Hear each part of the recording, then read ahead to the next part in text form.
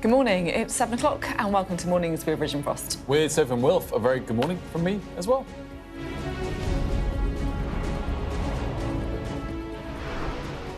The Prime Minister recommits to a multi-billion-pound investment in Britain's next-generation nuclear submarines. The Defence Secretary Wes Streeting will be joining us later.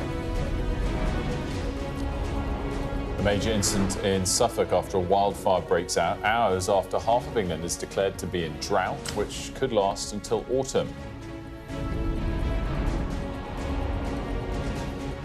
Russia launches a massive wave of strikes across Ukraine, killing at least 7 people, including children. Also, after another serious hack at a government department, we'll be asking if Whitehall is secure. And we'll also be looking at the extreme lengths some people are going up to get their hands on Pokemon cards and why it's killing the hobby for long-time fans.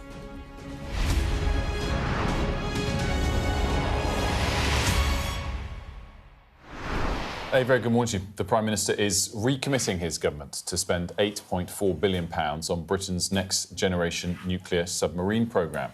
Now, on the face of it, it's a defence story, but when he announces it later this morning, the Prime Minister is going to be keen to underline the importance of the project to British industry. So, look, the money is the same money, but the framing and the emphasis is very different. So just look at what Andy Burnham said ahead of that visit to Barrow-in-Furness. He said, "Keeping this country safe is the first responsibility of any government, but security is not only about what we build, it's about who builds it and who benefits from it. The submarines produced in Barrow will protect Britain for decades to come, and the 47,000 jobs and apprenticeships will change lives both in this town and in dozens like it." Let's bring in Alex to discuss this a bit more. Alex, just bring us into the details first of all. This is, in fact, not new money. It's money that's already been committed by the last government, and it's on a programme that was already committed to. That's right. It's money that's already been accounted for in existing spending plans. But yeah, it will go on this next generation of nuclear submarines, which is intended to replace the current Vanguard class. And these submarines will be capable of launching Trident ballistic missiles. And there's this big submarine HMS Dreadnought. This programme is intended to get that into service by the 2030s. But yeah, I agree with Sophie. I think the significance of this is how he's pitching this. So he's out in Barrow, he's showing how defence spending can help communities. He's pitching it as an investment in local areas, levelling up, if you like. That's how I kind of read that. And putting defence as well at the top of his priority list. We know he's kind of running through them at breakneck speed, and that defence was a defining issue for the last government, and it will be for his too. I think it's interesting, isn't it? Because I think, as you say, even though the money is not new, I think it's really important to say this. Keir Starmer announced this, right? He's just kind of re-announcing it. The framing is completely different. He's almost putting as much emphasis on the number of apprenticeships that are going to be created in Barrow as he is on the actual deterrent itself. And I think this gives us a real insight into how a guy who everyone says is not really interested in international affairs in the same way as Keir Starmer is, who's a very domestically focused Prime Minister, I think this is our first real evidence of how he's going to address some of those international and defence issues. Yeah, I completely agree. He's giving it a local angle. He needs to make the argument to the public why more needs to be spent on defence. And I think to a lot of the public, it is quite an abstract thing. You know, it's very macro. It doesn't really affect their daily lives. And there's lots of stories about waste and inefficiency in the MOD. So he needs to make the argument for defence spending, and this is clearly how he intends to do it. The only thing I'd just add on all of this is, obviously, last week we did get genuine new announcements, but they were quite cheap in you know, the grand scale of government spending overall. This week we've had 2 very high-profile announcements. Yesterday, social care, today, defence and nuclear submarines, albeit they're coming free for the government because they're either not new, the announcement today, or yesterday it's a pledge to address it after the Casey report is finished, which maybe comes forward a year but still is over a year away. And I think the point on this is it's quite clever politics. He's doing very well at this messaging, but the critical point is to really move the dial on these 2 topics, yesterday and today.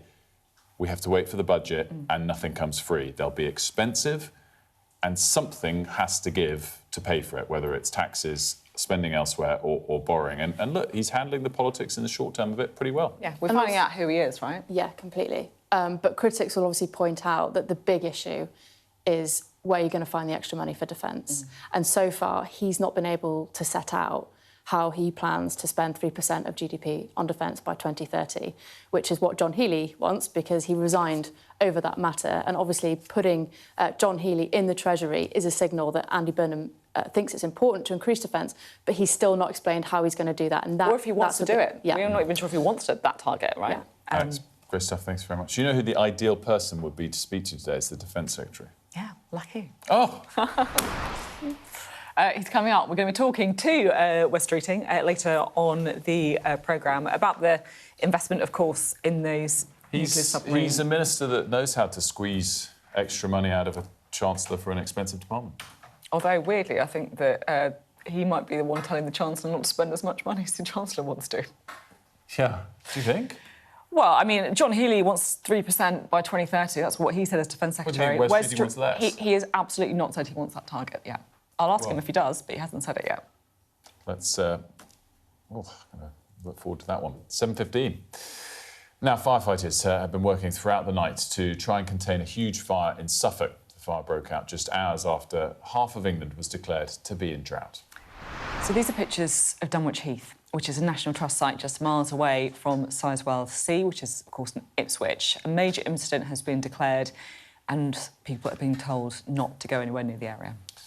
A large area of grassland has been destroyed by two separate fires in Romford. 60 firefighters spent over 2 hours bringing these flames under control.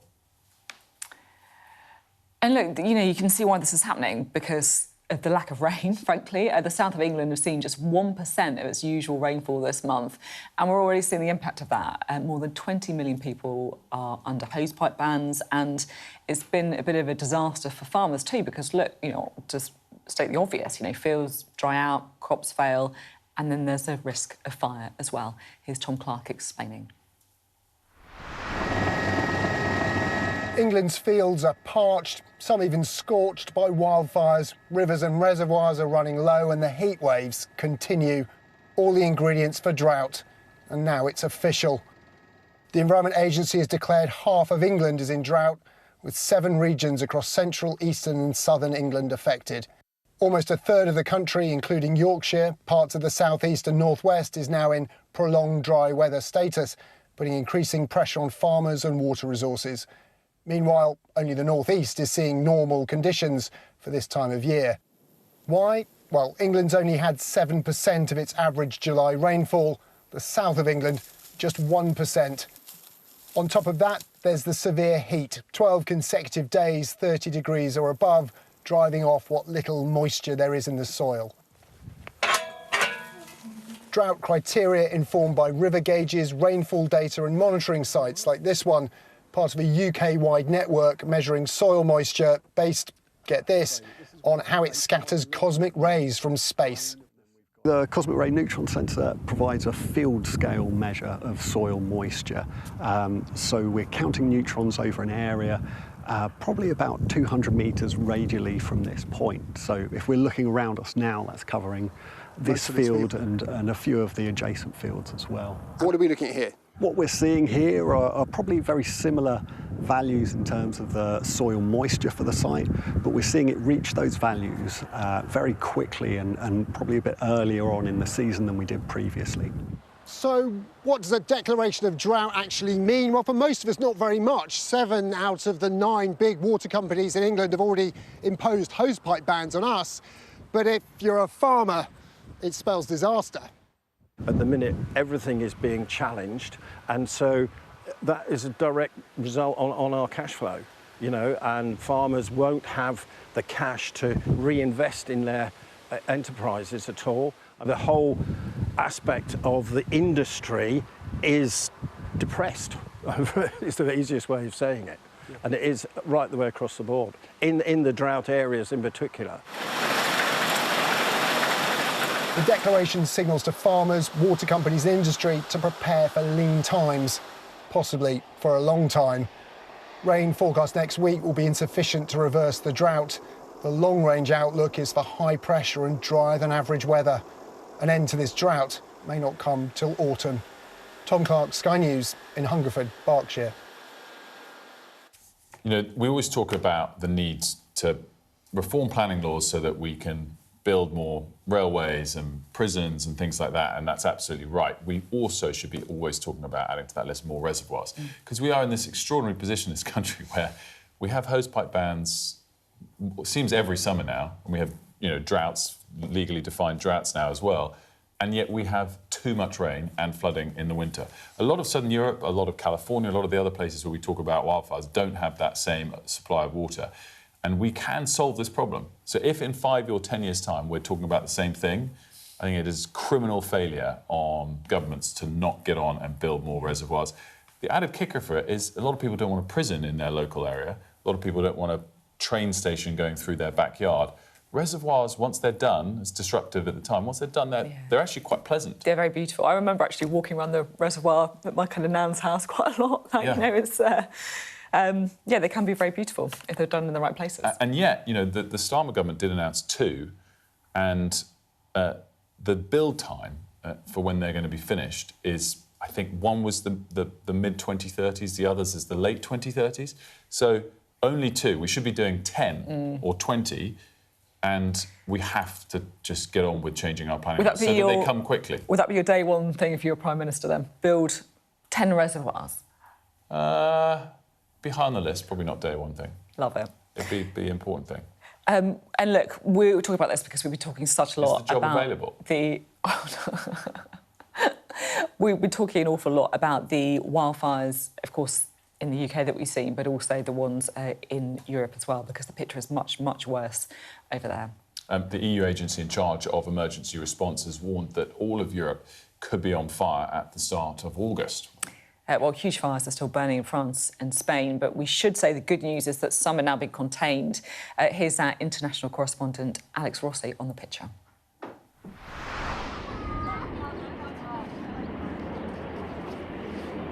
In the skies above the beaches of Arcachon, water bombers line up to refill, skimming across the water to fetch another load. As this region burns under an unforgiving sun, the French authorities continue to fight an aggressive fire that refuses to be contained. This region is being decimated, and for tourists and residents, these are worrying times. Usually the seafront and beach are packed, and now it's clearly empty. The main street, where all the shops are, is the same. Shopkeepers are complaining about the lack of people. I think people got scared.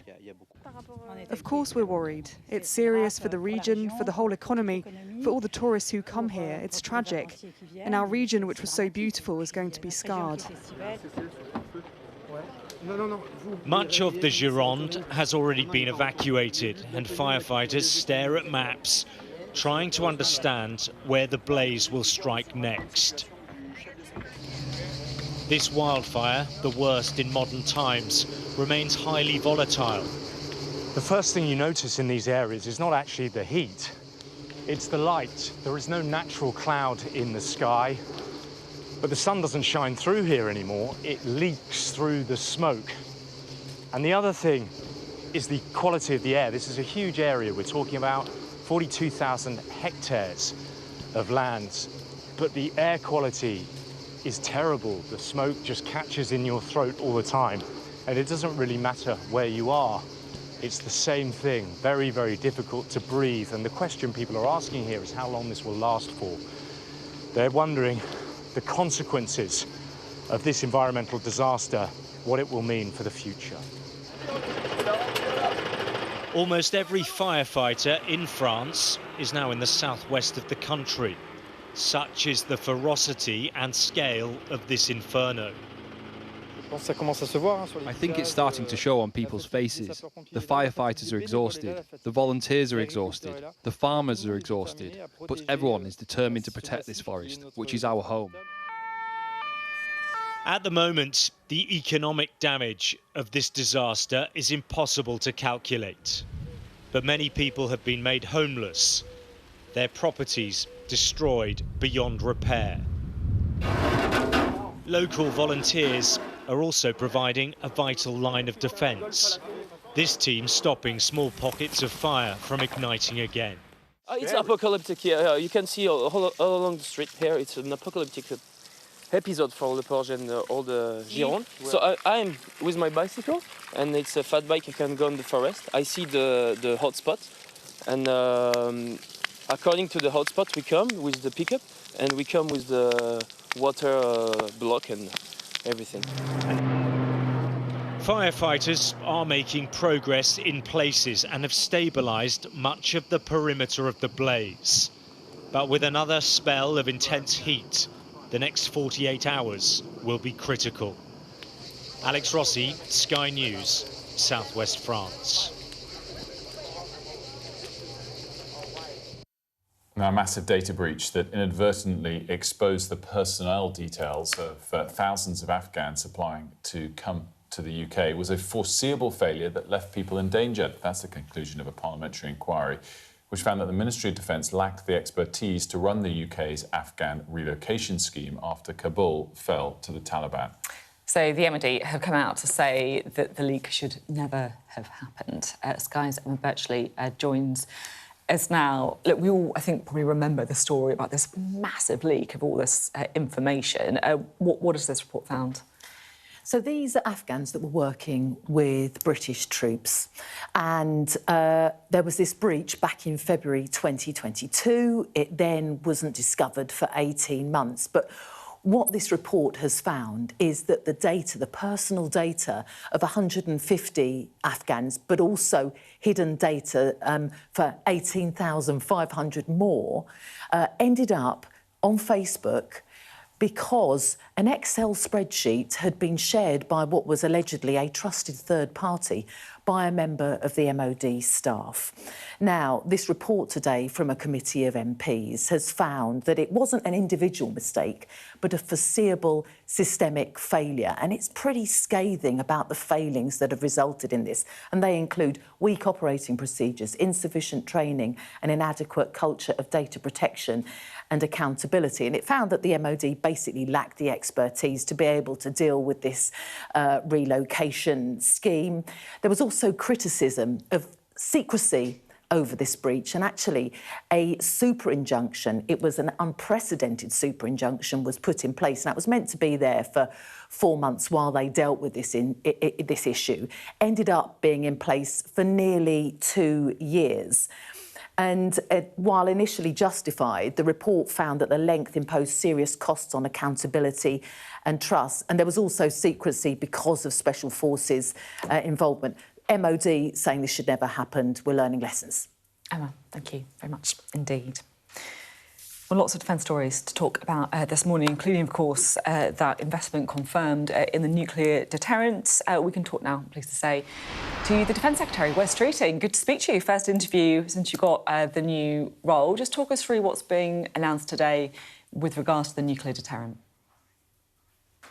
Good morning, Sophie. And I'm here this morning in Barrow-in-Furness, which is a place that is at the heart of Britain's defence industry and history. Defence is in the blood here, but it's also at the forefront of the future of defence innovation, engineering and jobs. Today we're announcing the latest tranche of investment in our nuclear deterrent, a new contract with BAE Systems, which I think shows the extent to which the Ministry of Defence and Britain's defence investment lies at the heart not just of the crucial work to build our deterrence and defence capability, but at the heart of the Prime Minister's agenda around reindustrialisation, the creation of good, well-paid, skilled jobs and opportunities for young people, particularly the 22,000 apprenticeships that will be involved in Britain's defence nuclear programme between now and 2035. So it's an exciting day. I'm really looking forward with the Prime Minister to talking to some of the apprentices who can proudly boast that they are doing something extraordinary, which is working on a programme which is at the absolute frontier of engineering, defence innovation, and some of the most exciting engineering in the world is taking place right here. And we should be really proud of that and also take confidence from the fact that we're investing in a deterrence capability which has kept this country safe since it was instituted. It's interesting to hear the clear emphasis on the jobs creation and the apprenticeship and skills agenda of this investment as well. Just to be super, super clear, £8.4 billion, this is not new money. This was something that was already announced by Keir Starmer as part of the Defence Investment Plan, correct? Yeah, and I noticed your social media commentary on this earlier. I think it's important to set out. You're going to get more of this. In fact, just in the last week and a half that I've been the Defence Secretary, one of the things I've been determined to do as someone new to post is to put my foot down on the accelerator and get out of the door the things that we can now do and fund through the Defence Investment Plan, thanks to the heavy lifting done by both of my Labour predecessors, John Healey and Dan Jarvis. The money is there. There's a lot we can do.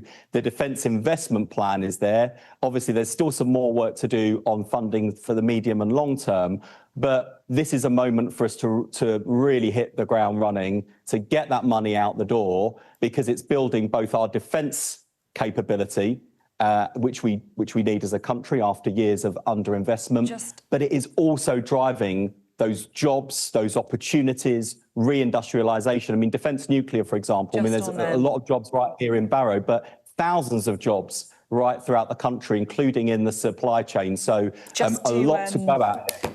There's so much to rattle through, obviously, so many different topics to talk to you about. You mentioned there about the stuff to get out the door that you can do now, thanks to the Defence Investment Plan, but also those things to work out in the future when it comes to funding.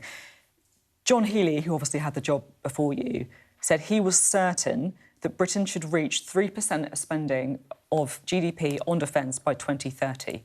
Are you also certain? So 3% of spending on GDP by 2030, is that a target?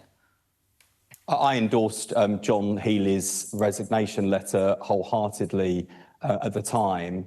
And look, what you will see from Andy Burnham and John Healey as Prime Minister and Chancellor is a commitment to make sure the Defence Investment Plan is fully funded. That commitment is there. In terms of meeting that commitment, they will set out in the usual way the budget and the I'm going to have to come in again. I'm going to have to come in again. You are the Defence Secretary. Do you believe in the target of spending 3% of GDP on defence by 2030? Well, as I say, I agreed with what John Healey said when he resigned from the government. The reason, by the way, that we've had, certainly in the last week or so that I've been in this post, a bit of back and forth in questions, both to me on Sunday, but to my colleagues across government, is because in terms of meeting the commitment to fully fund the Defence Investment Plan, which the Prime Minister has been clear about, we will set out in the usual way what we will fund and how we will fund it. What we're not going to do I'm not asking you to set out how you're going to fund it. I'm asking, do you believe in the target that we should be spending 3% by 2030? Sure, no, I appreciate that. But to be clear, let's say for argument's sake, I just said, yes, we will by 2030 meet 3%. The inevitable next question is, how will you fund it? And the trap that I've seen so many previous, particularly Conservative governments fall into, is setting out what they would spend or the taxes they would cut without at the same time saying how they would pay for it. And I'm sorry, but that path leads to uncertainty, a loss of market confidence, a rising borrowing cost. So we end up paying a heavy price if you don't have that fiscal discipline of spelling out at the same time, not just what you will spend or the taxes you would cut, but also how you would pay for it. So if it feels like we're dancing on the head of a pin a bit here, that's why. It is because we've got to maintain as a country and as a government that fiscal discipline, because without it, we all end up paying a much higher price. And I would much rather be spending on defence and our public services and helping people with the cost of living than paying even higher interest rates in borrowing costs. Okay. Because either I or one of my colleagues set out a spending commitment without saying how we would pay for it. So that's why, if your viewers are wondering, why are we dancing on the head of a pin about this? That's why. I'm interested you talk there about fiscal responsibility and also domestic departments as well, because you know what it is like to be running a big domestic department in the NHS and what that kind of money goes to, you know, saving lives, right, in the UK, as well as protecting lives on defence as well. I was interested to see, you know, a number of kind of military sources saying, you know, should Wes Streeting be given Defence Secretary? He hasn't got a background in the military. I mean, we wouldn't say that about the NHS needs to be run by a doctor, or the health or the education department needs to be run by a teacher. They did, believe me. Well, not to the same extent, I'll be honest. Do you think there's a bit of an old boys' club when it comes to some of these defence matters? And maybe it would be good to have someone who, you know, can see the domestic pressures as well. No, I don't think it's that. And to be honest, I think this is, if I may say, like a classic down the pub conversation. Why is it that the Education Secretary isn't a teacher, the Health Secretary isn't a doctor? I think it's actually a really common question that members of the public ask. Look, the job of Cabinet Ministers, of Secretaries of State, is to champion the public interest and to bring with that a degree of objectivity, to be able to weigh up different arguments, sometimes different and competing perspectives, or worse still, vested interests or producer interests at the heart of different public services or different parts of government. So to bring objectivity, but also to be an effective political leader, to fight for resources around the cabinet table, to make the case for your particular department or area of public policy, to win arguments, to build alliances. Those are political skills that are necessary. I have not been asked to be the Chief of the Defence Staff for good reason. We have an excellent Chief of Defence Staff, and I'm surrounded by military expertise. What I need to bring to this role is actually the skill set I brought to the Department of Health and Social Care, particularly given those choices and trade-offs you mentioned around the cabinet table. So it's my job, yes, to make sure that we fight for the resources that defence needs in the future, but I also have a responsibility to my colleagues and to the country to make sure the money that's already there is being well spent. So you can expect to see from me that same focus on modernisation, on reform, to make sure that we're delivering better value for money, better productivity, improved procurement, some of these problems that have plagued the Ministry of Defence over many years, but then also to advocate for and to make sure that the defence voice is heard around the cabinet table and, in fact, across the country. So those are the political skills that I bring to a political briefly, role. because we are out of time. If you don't achieve what you set out to when it comes to those arguments about resourcing, are you prepared to quit like your predecessor?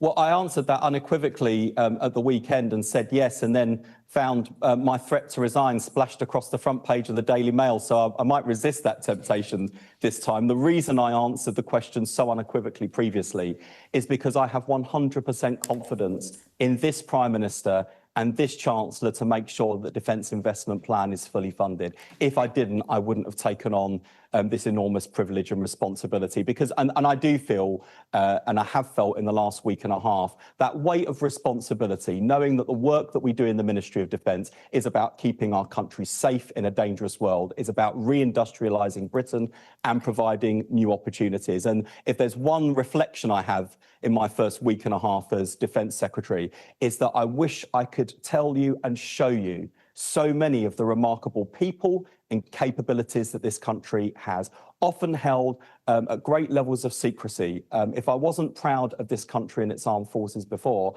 I cannot tell you how proud I am today. But with the privilege of fulfilling this role the Prime Minister's asked me to, comes a responsibility to make sure that I do the right thing by our people who put themselves in harm's way, and our country who are relying on their success and whose jobs and prosperity is also tied up with defence. So there's a lot to go at, there's a lot to do. I'm relishing the challenge. We're getting announcements out the door, and with it, rebuilding our defence, reindustrialising Britain, and giving young people the apprenticeships, jobs and opportunities they're crying out for. Wes Streeting, thank you very much. So secret that even though he's in Barrow-in-Furness, they put him in a sort of HR back office. Yeah, I thought we were going to get a beautiful backdrop of a submarine. Yeah, well, we weren't actually supposed to say where he was, but then he said it at the beginning of the interview, exactly, so I think we get away with it. Anyway, I think on that, I actually can understand his need to dance on the head of a pin. I think he kind of answered why that must happen. But as far as he did go, and given who the Chancellor now is, I think it's inconceivable that they back down from outlining 3% of GDP on defence spending. And that comes at the next budget. They can't say we'll do that in a budget later, given what we heard there. So that is an expensive item they have to find the money for. Yeah, and I genuinely wasn't actually sure, by the way, before that interview, like you said, if they were going to go there or if they would use a slightly easier target that gives them an extra 5 years to hit. But as you say, this signals are pointing one way. I think it's pretty clear. We're going to keep discussing defence next. We'll be talking to Tobias Billström, the former Foreign Secretary for Sweden.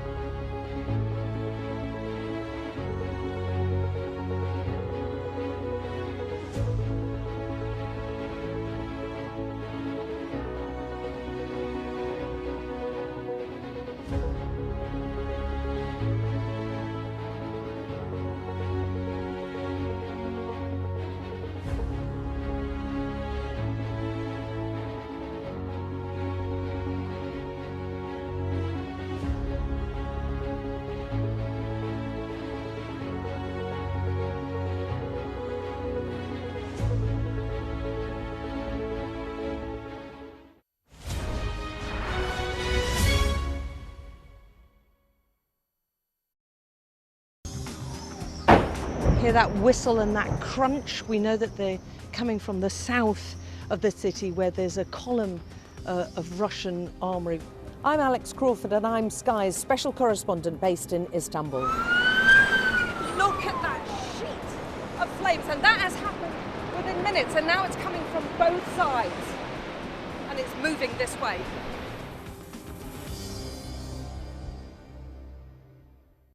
The best thing about being a Sky News journalist? I'm going to take you behind the scenes here for Election Night Live. They have gone up and up. Being a Sky News journalist. Ed Conway, Sky News, is anyone going to talk to us? Mortgage rates did go up very sharply during your time in office. Here it is. First off, just the scale of what we're looking at. Our data shows it's been happening.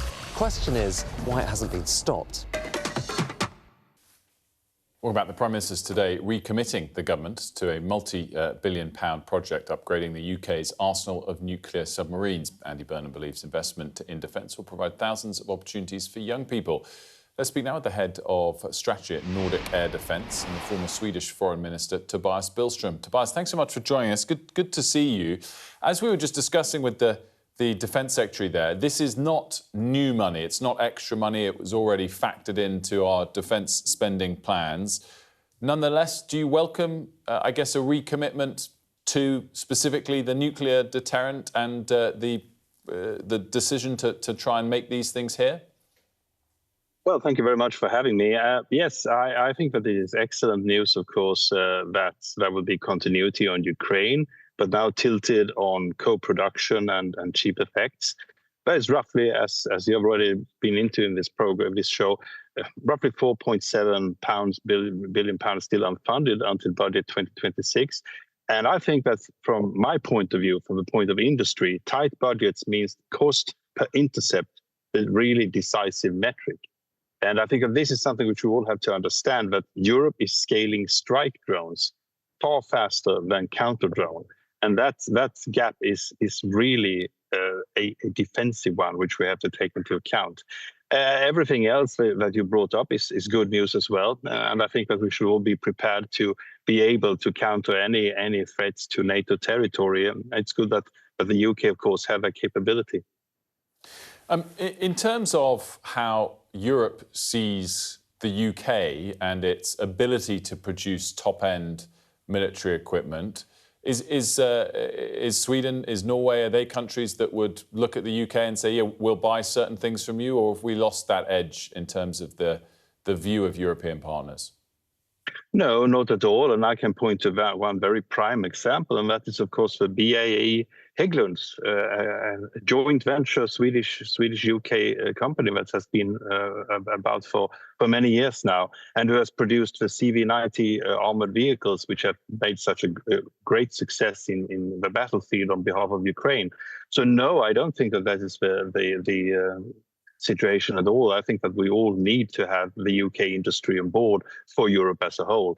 But again, coming back to the question about drones, I think it's also excellent news that there will be Ukrainian drone factories in UK. That's sensible for both. It will be production out of missile range, and it will mean mass for Britain. And there is also a precedent already, of course, with the Euclid spec systems in Suffolk, where you have the Octopus interceptors already built. But again, coming back to it, the question is, how do we bring down the cost per intercept? Because that will be really the decisive metric, as Ukraine is showing us on a daily basis. Where is Sweden on defence spending, and what has the kind of path been from 2 decades ago to today to get to that point of seeing the need to spend more on defence? Well, the long story short is, of course, that by entering NATO, we took on obligations. And speaking on behalf of Nordic Air Defence and the Swedish industry, we see now that the numbers in terms of budget numbers are constantly going up.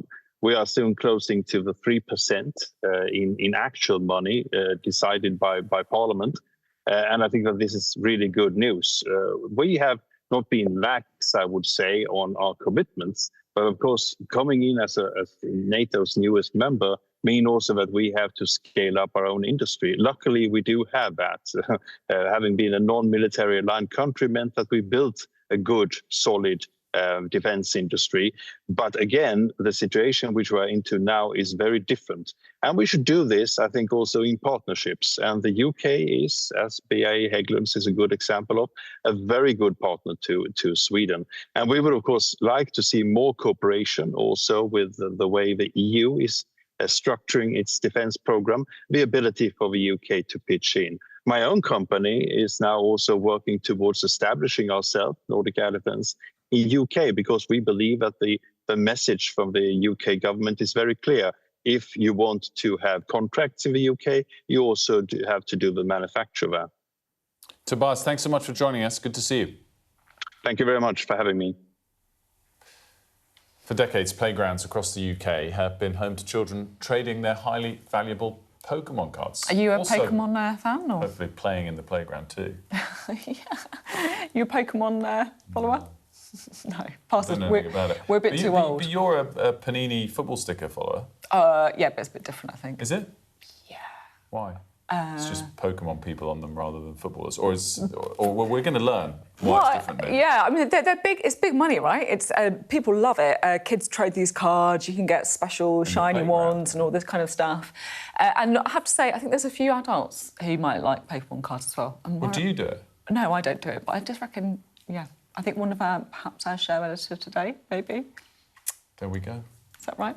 Anyway. I need to learn about. I want to watch this video that's coming. Yeah. So look, lots of people love it. Really, really great. But astonishingly, some people are taking their obsession to new levels. They're trying to make money out of it. It's effectively what's happening. Here's our arts and entertainment correspondent, Katie Spencer.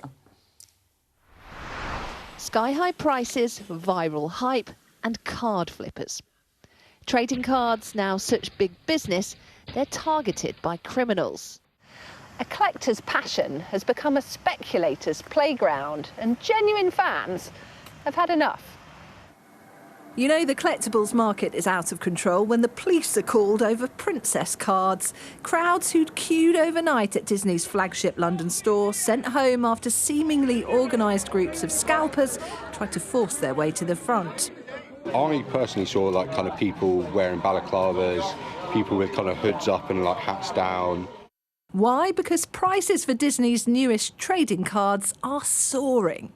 There was a special kind of collection set for £100 where you only get 6 cards in the set, but that set's already kind of pre-selling on eBay for like £400. Card collecting is the craze that never really went away. Instead, the mania that once filled school playgrounds in the late 90s and early noughties has become huge. Pokemon is now the world's highest grossing media franchise, generating well over $100 billion in revenue. The boom has become so lucrative that it's attracting more than just collectors. For those who've been there from the beginning, it's frustrating. People are now kind of obsessed over prices. When we were kids, we didn't really care about that. In part, Omar says the problem has been fuelled by content creators teaching users how to buy and flip cards for profit. A box at ETB is about 50 to 60 quid. You'll buy it here, but then if you go on eBay, some people are already selling at 80 to 90, and then within a month or two, it's about maybe 100. I kind of wish the market would crash. To deter scalpers, Brotherhood Games go out of their way to try and make sure fans come first. When it comes to the latest drops, everyone in their queue is asked to show receipts to prove they've purchased or played here before, and those who are here appreciate it. There was a pre-sale for some big drop the other day, and a lot of people were listing them on eBay before they'd even shipped out, like months before. I guess some people do it to make a living, but it's also taking away the experience for other people who do really want to collect cards. I can see why you want to collect. Clearly, you They're can beautiful. see I like Yeah. shiny things. The thing is, a hobby built for the playground is becoming increasingly unaffordable for the kids who are in it. It's almost pricing out a lot of people, especially a lot of younger people. It's opened up the doors to more people, essentially. But it's also opened, it's a dual-edged sword. It opens it up to the negative side as well, where other people only see the profit in it. 5, 4, 3, 2, 1. Welcome to Pitch Black, guys. Let's go! The real battle has become getting cards to the people who collect them, not just those wanting to cash in. Everything that we did, started from, community aspects, from my mum making sandwiches to getting people to come in and play. There is a lot of what we call flippers and people taking advantage of, the modern day collector. I don't think they're going to go anytime soon, but I think it's up to people like myself to make sure we keep that in moderation and make sure that the product is getting fairly into the right hands. Congratulations! Thank you. Very nice car. And there is another aspect. As prices have rocketed, so too has the need for security. It is similar that if you're trying to rob a bank, it's the same as trying to rob a Pokemon store. At Bad's Gaming in Cwmbran, Wales, earlier this year, a thief stole more than £65,000 worth of cards. We're quite close to a police station. We have 24/7 security on site. But then, obviously, we had the break-in, so it was like, well, actually, even though we do have all of these things... Then there's the shoplifting. You are having to watch everything that goes on, any slight hand movement. You're constantly kind of,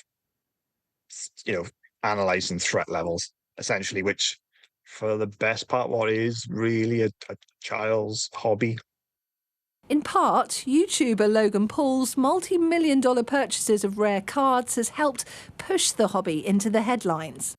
Some of these big collectors are still opening the packs and really enjoying the collection. So every day there are just fewer and fewer examples still sealed out there in the wild. And you can see here, there's a price sticker from the entertainer reduced from £90 down to 10. So they couldn't get these off the shelves back then.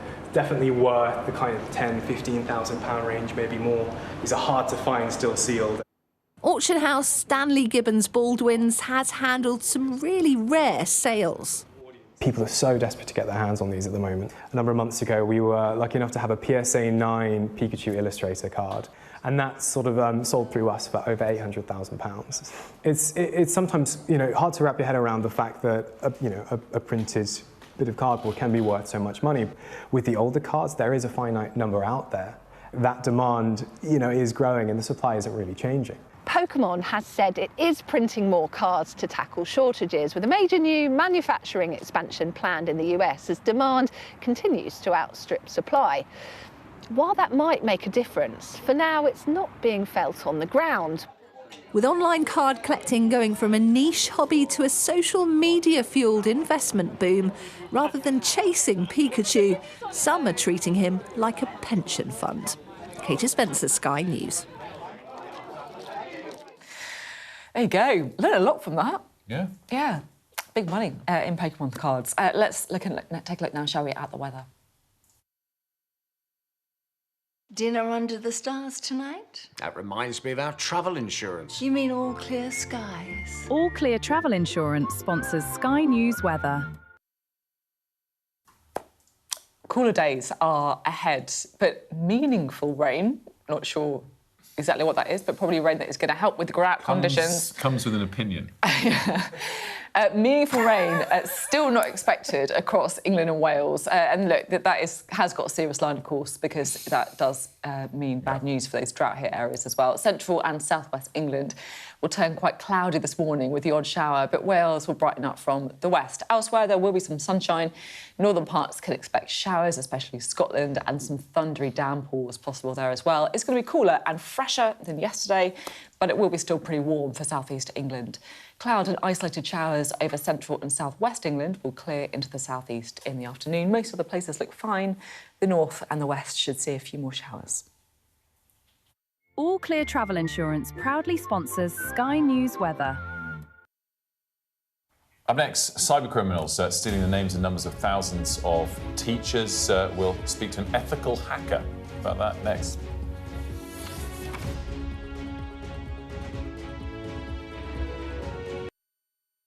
I'm Neville Lazarus, and I'm Sky's reporter based in Delhi. Over the next 45 days, an estimate 400 million Hindu pilgrims are expected to converge here in Prayagraj on the banks of the holy river Ganga and Yamuna. Jubilation in the streets, while some emotional. This is a political victory for Prime Minister Modi and his Hindu Nationalist Party. We take you to the heart of the story in the largest democracy in the world. The data and forensics team is a multi-skilled unit dedicated to providing transparency in journalism. We followed a social media trail that led us to Bristol, where a confrontation between protesters erupted into a full-scale riot. Here it really is pitched battle skirmishes, hurling missiles, throwing punches. We gather, analyse and visualise data to tell data-driven stories. Sky News has been given exclusive data. Sky News has seen 72,000 posts used in this way. Elon Musk says it is, quote, a viper's nest of radical left Marxists who hate America. I think we would generally be called far right, sure. It's called Return to the Land, and they invited me in. Its founder says he is building a fortress for the white race. I kind of want to ask you, after seeing this, do you think what we're doing is immoral? I'm Tom Cheshire, Sky's data and forensics correspondent. I bet right now you often find yourself asking why. Why was a certain decision taken? Why did something happen? Why did they say or do that? I'm Neil Patterson, and it's my job as a journalist to find out why. Just explain why. It's a difficult one. Well, I mean, it's massive. It's a very, very severe situation. So if you want to make sense of this complicated world, Sky News' new podcast, This Is Why, is your daily fix. One story every day, and we can find out why together. Listen and follow wherever you get your podcasts. What's the best thing about being a Sky News presenter?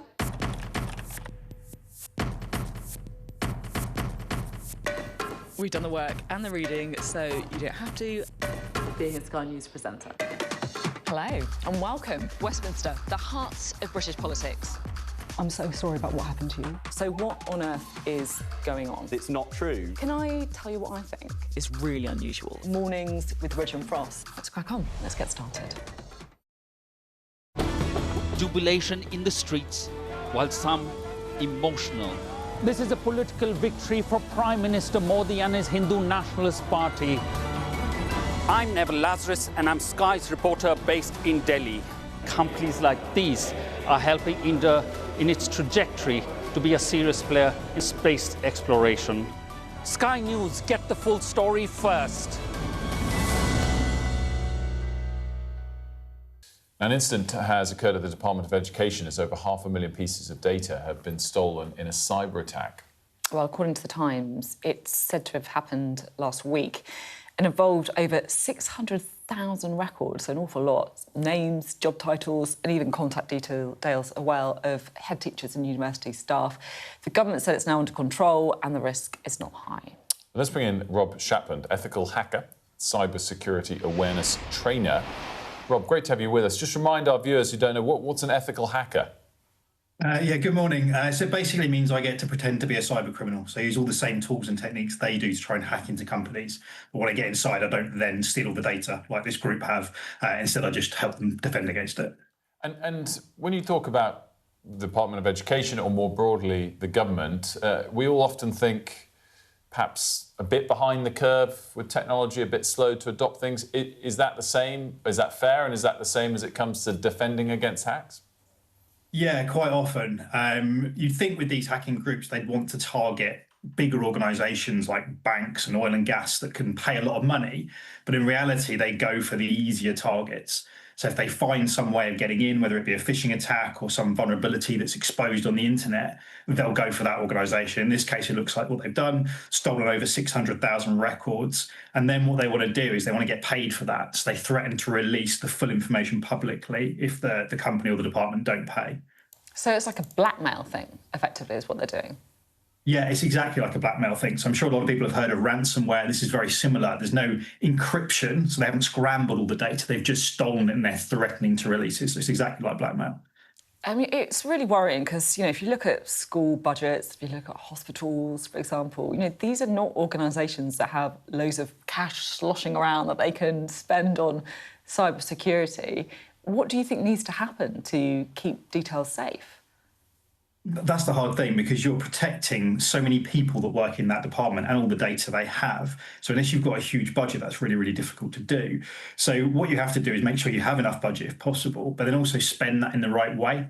So ironically, a lot of what protects organisations is education. Obviously, we're talking about the Department of Education, but it's protecting against things like phishing attacks, and being able to educate staff in an interesting way on the methods they're likely to face, because this is what mostly happens. Someone will send a link to someone that works at the company, they click on that link, it steals a password, they then log in and then they have access to the data. So it's trying to get people used to how those methods work. But what's so interesting about that is just so much of this does still rest on human error, as opposed to the CEO of a company or the head of a government department or the civil service failing to take the necessary actions to upgrade their own tech or software or whatever it might be. Exactly. It can literally come down to you or I getting an email and it looks like something we're expecting, but it's slightly modified, sent by the criminal. We click on that link or open an attachment, and that can be enough to snowball into a hack against the entire organisation. It's literally what I do for my job. So, I send emails to people, they click on them, I steal their password, I log in, I download data. It's exactly what this organisation the attacking organisation have done. And yeah, it's really, really difficult to defend against because there's so many people that work for every company. How do you make sure every single person is good enough at knowing what they're going to face? How valuable is the information? So like this hack, for example, they've said, look, to be honest, it's email addresses that were probably available anyway online, but can it be more sinister than that? Yeah, so the information itself isn't that secretive. So we're talking about email addresses, names, telephone numbers. The problem is that what happens afterwards. So when you have all this information, you can do really targeted further attacks against each individual. So we're trying to trick them into, for example, clicking on a link and logging in with their Microsoft password because they've got an email saying their Department for Education ticket has been updated or something like that. Then the individual can, the attacking organisation can log in as that individual to school systems, for example. So it's not the information itself that's the massive risk, it's the follow-up attacks that come from it that we're more worried about. I mean, just sum it up for us, Rob. Like, our government, are they quite vulnerable or are they quite exposed? Based on evidence of this and previous hacks, yes, but no more than any other private organisation, really. We're not seeing, them hacked every single day, but they are vulnerable. There's so many people that work for them, and any single person can be a weak point within that department. So I've learned an awful lot. Thanks very much. Really interesting chat. Thank you. I love the title of his profession, an ethical hacker. Yeah, I was like, what's an ethical? And I was like, oh no, that does sound quite ethical, actually. Yeah. Fair enough. I wonder if you get your practice and training by being just a hacker. No, he seemed very nice. Always ethical. Should have asked him, yeah. Yeah. UEFA are holding an emergency meeting today. This is all about FIFA's plans. Unethical. To sell a stake in its competitions, including the World Cup. So what is UEFA going to do about it? And it comes after, Gianni Infantino yesterday made a statement. He said, paraphrasing here a little bit, that this is the start of a consultation for what will ultimately be a democratic process. All sort of reasonable points, but, I think they've obviously completely dropped the ball on the comms in terms of it being just a consultation.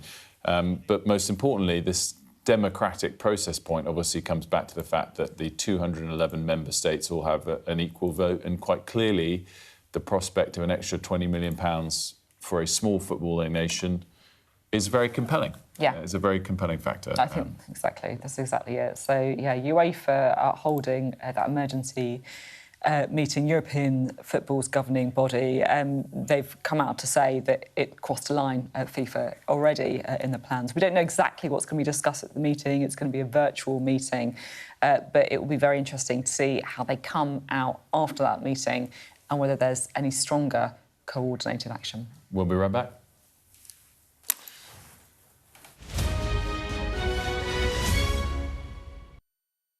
What's the best thing about being a Sky News journalist? Who's funnier? Being a Sky News journalist. A special edition of The World with me, Yalda Hakim. Pakistan had the right to respond. You're like, what? Historic day here today. Congratulations, this is a huge moment. But what happens now?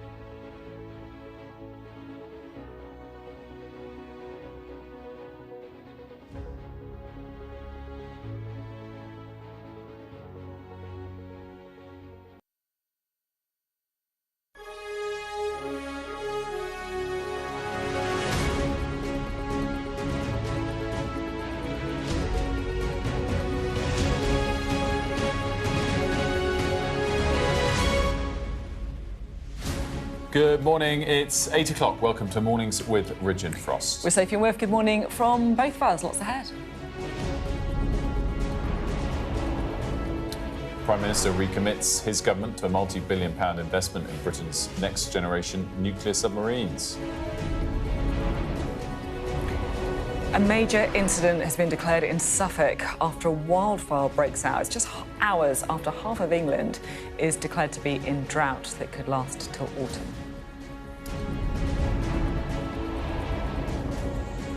Russia launches a massive wave of strikes across Ukraine, killing at least 8, including children. An inquiry finds a UK military breach that left thousands of Afghans in danger was a foreseeable failure. The extreme lengths some are going to get their hands on Pokemon cards, why it's killing the hobby for long-time fans.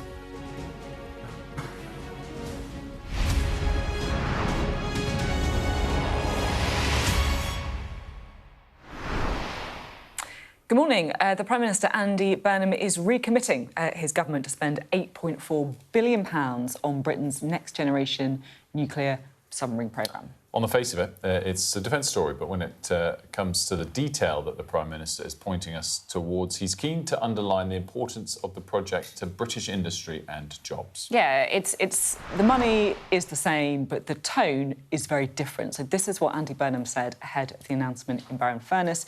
Keeping this country safe is the first responsibility of any government, but security is not only about what we build, it's about who builds it and who benefits from it.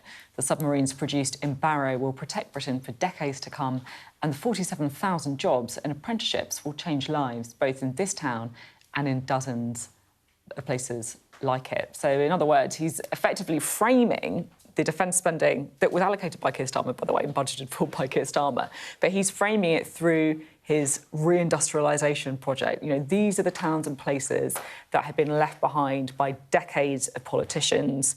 This is what is going to change. We spoke to the Defence Secretary about it a little earlier. I endorsed John Healey's resignation letter wholeheartedly at the time. And look, what you will see from Andy Burnham and John Healey as Prime Minister and Chancellor is a commitment to make sure the Defence Investment Plan is fully funded. That commitment is there. In terms of meeting that commitment, they will set out in the usual way the budget and the I'm going to have to come in again. I'm going to have to come in again. You are the Defence Secretary.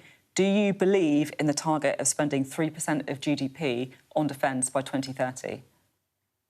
Well, as I say, I agreed with what John Healey said when he resigned from the government. I'm not asking you to set out how you're going to fund it. I'm asking, do you believe in the target that we should be spending 3% by 2030? Sure, no, I appreciate that. But to be clear, let's say, for argument's sake, I just said, yes, we will, by 2030, meet 3%. The inevitable next question is, how will you fund it? And the trap that I've seen so many previous, particularly Conservative governments fall into, is setting out what they would spend or the taxes they would cut without at the same time saying how they would pay for it. And I'm sorry, but that path leads to uncertainty, a loss of market confidence, a rising borrowing costs. So we end up paying a heavy price if you don't have that fiscal discipline of spelling out at the same time, not just what you will spend or the taxes you would cut, but also how you would pay for it. So if it feels like we're dancing on the head of a pin a bit here, that's why. It is because we've got to maintain as a country and as a government that fiscal discipline, because without it, we all end up paying a much higher price. Wes Streeting, of course, one of his first interviews as Defence Secretary, joining us earlier. Alex is here, and Alex, I think it's really interesting because clearly this announcement today is not new money. And what he essentially confirmed in that conversation is, come the budget in the autumn, there will need to be more money if they're going to match that 3% pledge. It's interesting that he couldn't explicitly say that, though. And when he gave that interview, you kind of understand the reasons. You know, if he commits to 3% of GDP by 2030, he then has to set out how it's funded, and he doesn't want to give that information before the budget. But I wonder whether, in not doing that, it kind of also sets hairs running that they might not. So I guess he's banking on the fact that John Healey is the Chancellor. John Healey resigned over the defence investment ban not meeting that target. So maybe relying on the fact that it's baked in, that markets think that they're going to do that. I think that was the logic. Yeah, I think you're totally right. I'm so intrigued by the dynamic between the Chancellor and the Defence Secretary, because normally you have a Defence Secretary who's banging the door on the Treasury saying, I need more money for defence. Instead, you've now got a Chancellor who resigned over defence spending, and you've got a Defence Secretary who has been arguing for more domestic prioritising as Health Secretary, right? When, you know, that's exactly the kind of departments that money will have to be taken away from to fund defence. It's actually quite smart politics. And his answers were quite deferential there. Oh, well, you know, I supported John Healey's resignation. I endorse everything that John Healey said. It was I agree, it was quite interesting seeing him kind of really lean on that resignation as a potential indicator of where the government's going to go on this. I think it's inconceivable he can U-turn at this point. I think with him as Chancellor, with what Streeting said there, yeah, they have to, in this year, this budget, outline how they're going to get 3% by 2030. And if they don't, I think it's just unbelievably unprincipled. And you see the political argument today, I think, which is effectively saying, yes, there is going to be more money for defence, but when it happens, it's going to be spent also on British jobs, British companies and apprenticeships, which is the big, big thing for Andy Burnham as well. It's almost like the money's not new, but we got the political framing today, which I feel is very significant too. Yeah, and I think, as you say, linking it to kind of local areas, Barrow and Furness, apprenticeships, I think they're trying to make the case for defence spending to the public by saying, look at what we can do if we increase defence spending. This is how your area could benefit. And I think, just going back to Wes Streeting, his answer there, it gives them a bit of breathing space because they clearly do need to find some money and it's not clear where that money's going to come from at the moment. Alex, thanks so much. I will just say as well, by the way, that these submarines were always going to be built by BAE Systems and always in Barrow and Furness as well. So it's actually quite impressive, yes, the sort of reissuing of the same details and how that's played out. And BAE Systems is one of the few big remaining kind of giants, global giants of industry, specifically in defence, and of course it's a British company. We're talking there about how this will all be paid for in the budget when we get to the budget, and one headache the Chancellor's got is that borrowing costs have risen a lot in the last couple of weeks. If we can move now to the charts just to talk a little bit about this, because we do get a Bank of England decision today, and of course that will influence interest rates. Well, here first of all is inflation. And so inflation for the most recent print, which we got for the month of June just a week or so ago, was for 2.6%. Of course, the Bank of England target is 2%. So when you look at this chart over the long term, of course, it looks like we really are quite close to that target. Obviously, a long way from the 11% that we got at the peak of the Russia-Ukraine war, but also a decent way from the most recent peaks that we got. We got to 3.8% in the summer of 2025. That's the peak you can see here. We held that for 3 months, July to September 2025, and then even below the peaks of this year and the start of the invasion into Iran, where we did touch 3.3% in March, now down at 2.6%, which might suggest to you that we could be able to cut rates coming forward. But that's not the expectation. The expectation today is that they'll hold rates, possibly with hikes to come. And the reason that is this inflation rate of 2.6%, it's a little bit artificially low because of one big factor, the energy price cap. So oil prices, of course, spiked at the start of this year. And while it pushed up, say, some of our petrol prices at the pump, it hasn't yet pushed up the bigger item, the bigger input to inflation when it's calculated, are home energy prices, and they will be rising later this year. And that's why inflation's actually expected to tick up again a bit later this year, putting pressure on the Bank of England to hike as opposed to cut. Let's look at the Bank of England base rate now, which is standing at 3.75%. It's been at 3.75% since the most recent cut that came in December. Of course, that's down from a peak that we got to 5.25%. We held that for about a year, actually, from August 2023 to August 2024. We've been on a cutting cycle since then, but we paused. We paused at 3.75% since December. And, of course, the most recent reason why we haven't been able to cut further is that spike in energy prices since the March invasion of Iran. And as I said, they're not expected to change rates today. They're expected to hold. But the direction of travel from here is expected to be up, perhaps as soon as the following meeting, We'll really watch the press conference and what Andrew Bailey says today. If not, perhaps a bit later in the year. But the forecast is later in the year this will tick up because even though that inflation rate is only 2.6%, it is expected to rise a bit as the year goes on.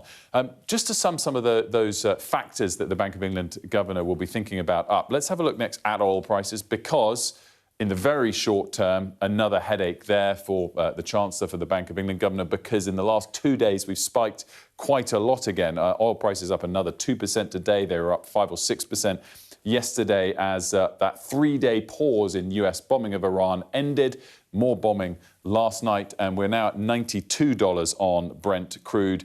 Of course, we got down to 70 again during the best moments of that memorandum of understanding, spiked more than that last week, down, back up again. Either way, we're clearly well off those 70 lows. And a reminder for how it's going to feed into inflation going forward, we're up on where we started the year at about 60. So again, another factor why inflation is expected to keep ticking up as the year goes on. Now, I want to just show and end with our 30-year borrowing cost. Now, this is much, much more important for government finances and the budget, the long-term borrowing costs in the UK, than the short-term Bank of England rate. The Bank of England rate will affect the rate you get on your mortgage. It'll affect the rate you get from your bank if you're putting some money in for savings. But the real swing factor for government finances is our long-term borrowing costs. And this is a real problem. This is a real problem for the Chancellor because it is close to its post-financial crisis high. Not quite the peak we saw a few months ago, but not far from it. We're rising again over the last couple of days. We're at 5.76%, essentially 5.8% on our borrowing costs. And the reason I show the 30-year is it's been on the rise recently, and in part because yesterday in the United States, the Federal Reserve, the central bank there, didn't hike rates, kept them on hold like we're expected to do. And that actually led to their long-term rate hitting their highest level since the financial crisis. Theirs is a bit lower than ours. It's 5.25%. But the problem you have as the Bank of England and the Federal Reserve in the US, if you don't hike the short-term rate, if you don't say, we're serious about inflation, we want to stamp it out, the market starts to fear that inflation will rise and it pushes up the longer-term borrowing costs. Essentially what all this is showing is we're in a sticky place. There's a lot of headaches for whether it's the Chancellor, whether it's the Bank of England, and if they try and solve one little problem here, another one is popping up, and it means the Chancellor will have less money to spend than he'd ideally like when it comes to his budget later this year. Bank of England decision at midday. Well, let's talk now, shall we, about the wildfire situation. We've been really focusing, of course, on what's been happening in continental Europe. But here in the UK as well, firefighters have been working throughout the night to try and get control of a huge fire that's broken out in Suffolk. And it came, just hours after half of England was declared to be in drought. These are pictures of Dunwich Heath, a National Trust site just miles away from Sizewell C in Ipswich. A major incident's been declared and people are being urged to avoid the area. So a large area of grassland's been destroyed by 2 separate fires as well in Romford in Essex. 60 firefighters spent over 2 hours bringing the flames under control. And you can see it very close to some houses as well. South of England has seen just 1% of its usual rainfall this month, and the impacts are already being felt with more than 20 million people under hosepipe bans. The hot weather's a disaster for farmers too. Fields, of course, dry out, crops fail, and there's an ever-present risk of fire. Our science editor, Tom Clark's been looking into it all. England's fields are parched, some even scorched by wildfires. Rivers and reservoirs are running low and the heat waves continue. All the ingredients for drought. And now it's official. The Environment Agency has declared half of England is in drought, with 7 regions across central, eastern and southern England affected. Almost a third of the country, including Yorkshire, parts of the southeast and northwest, is now in prolonged dry weather status, putting increasing pressure on farmers and water resources. Meanwhile, only the northeast is seeing normal conditions for this time of year.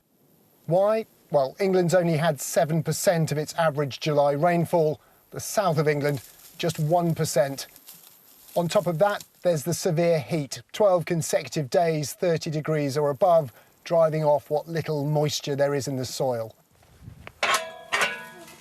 Drought criteria informed by river gauges, rainfall data and monitoring sites like this one, part of a UK-wide network measuring soil moisture based, get this, on how it scatters cosmic rays from space. The Cosmic Ray Neutron Sensor provides a field-scale measure of soil moisture. So we're counting neutrons over an area probably about 200 metres radially from this point. So if we're looking around us now, that's covering this field and a few of the adjacent fields as well. What are we looking at here? What we're seeing here are probably very similar values in terms of the soil moisture for the site, but we're seeing it reach those values very quickly and probably a bit earlier on in the season than we did previously.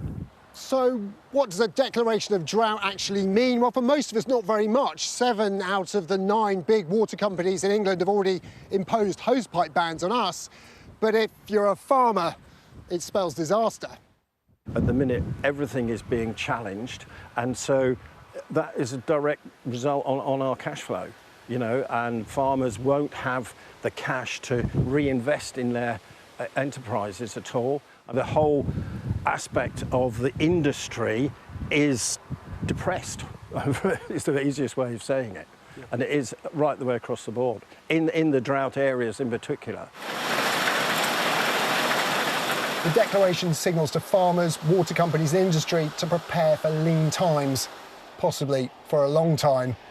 Rain forecast next week will be insufficient to reverse the drought. The long-range outlook is for high pressure and drier than average weather. An end to this drought may not come till autumn. Tom Clark, Sky News in Hungerford, Berkshire. Now to Ukraine now, because 8 people have died after several areas were hit by Russian strikes overnight, and it all comes just hours after President Zelensky warned that a massive attack from Russia was imminent. At the same time, a warehouse belonging to Wild Berries, it's the major Russian online retailer, caught fire in Penza, which is a city just southeast of Moscow, after an attack by a Ukrainian drone. Poland, that shares a border with Ukraine and is one of its staunchest allies, has deployed fighter jets after that Russian bombardment overnight. Well, the Polish armed forces said on X fighter aircraft and an early warning aircraft have begun operations, while ground-based air defence systems and radar reconnaissance systems have reached a state of readiness. These actions are a preventative nature and are aimed at securing and protecting the airspace, particularly in areas adjacent to the threatened regions. So we're showing you now the latest pictures from Ukraine's emergency services. It really shows what happened last night, the extent of the damage. And the capital, Kyiv and Lviv in the west of Ukraine are among the cities that have been hit. In total, Russia launched more than 70 missiles and 280 drones during the attack on Ukraine last night. President Zelensky's hometown of Kryvyi Rih was also targeted, killing 6 people, including 3 children.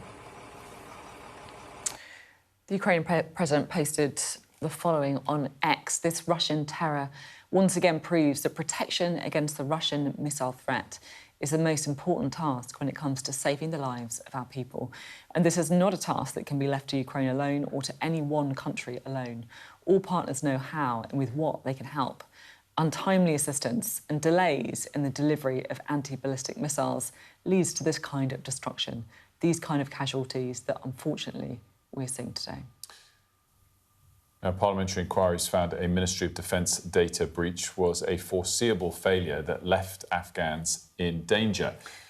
The personnel details of thousands who applied for relocation to the UK after Britain's exit from Kabul were disclosed in 2022, 6 months after the city fell to the Taliban. So we found out about this breach back in August 2023, you might remember it, but an unprecedented super injunction stopped it being reported then. It was only last year that we could talk about it. Let's talk with Labour MP Tan Desi, who, of course, chairs that committee. Very good morning to you. Thanks so much for joining us. Just sum up quickly the headline of the findings. Well, look, as you rightly pointed out, that this was a data breach that occurred back in February 2022, and it was only discovered or reported on in August of 2023. The government then applied for an injunction, and the court eventually actually ended up giving a contramundum super injunction. So there was no accountability, there's no public scrutiny for almost 2 years. And during that time, the lives of thousands of individuals were impacted. There were hundreds of millions of pounds expended on this. And the Afghan data breach, it actually was because a member of the Ministry of Defence personnel ended up sending information outside of prescribed government processes. They thought that they were sending an email with about 150 individuals' details. It actually transpired that it contained the details of over 18,500 individuals. And the central part of our Defence Committee report is not about the data breach itself or the super injunction, but it's about the lives, the human cost of that, especially of those Afghans who bravely supported our courageous servicemen and women in Afghanistan. And obviously, Wilf and Sophie, this is at a time, this year marks the 5th anniversary of Operation Hitting, the fall of Kabul, and our haphazard exit from Afghanistan.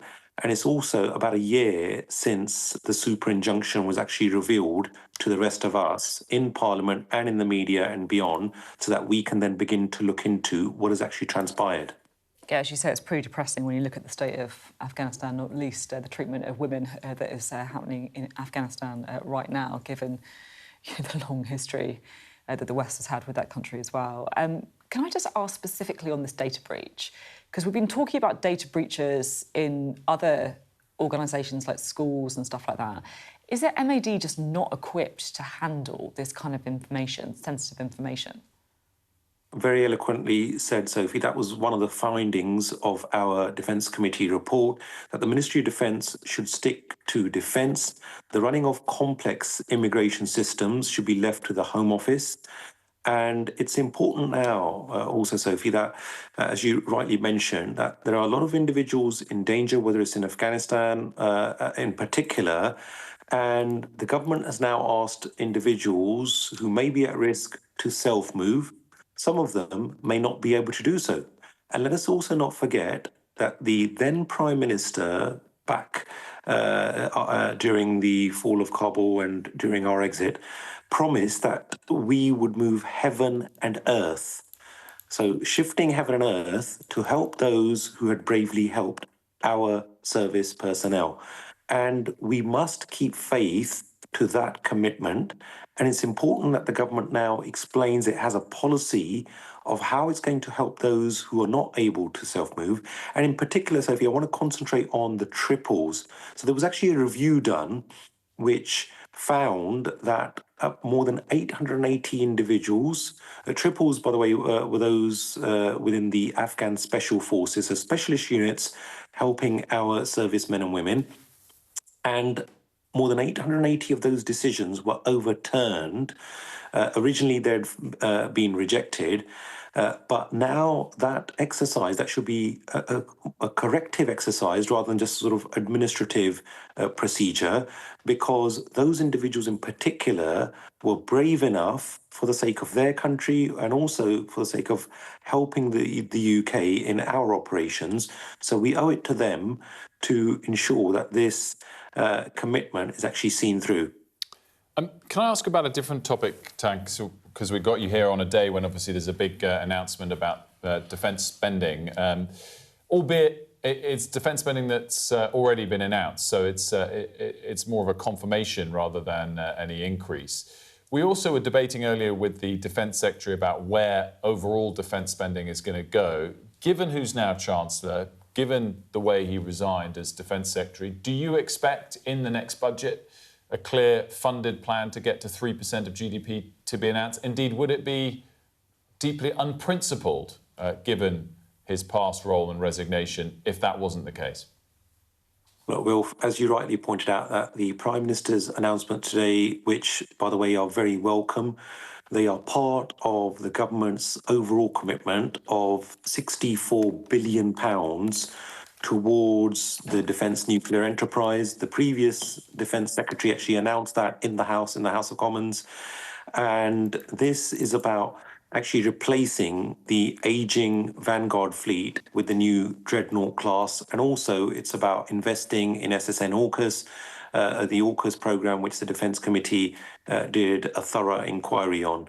In terms of reaching 3%, our Defence Committee has been very, very clear that given the increased threat level, we expect the government, it's their duty to ensure that they commit to that 3% of GDP spending on defence by 2030.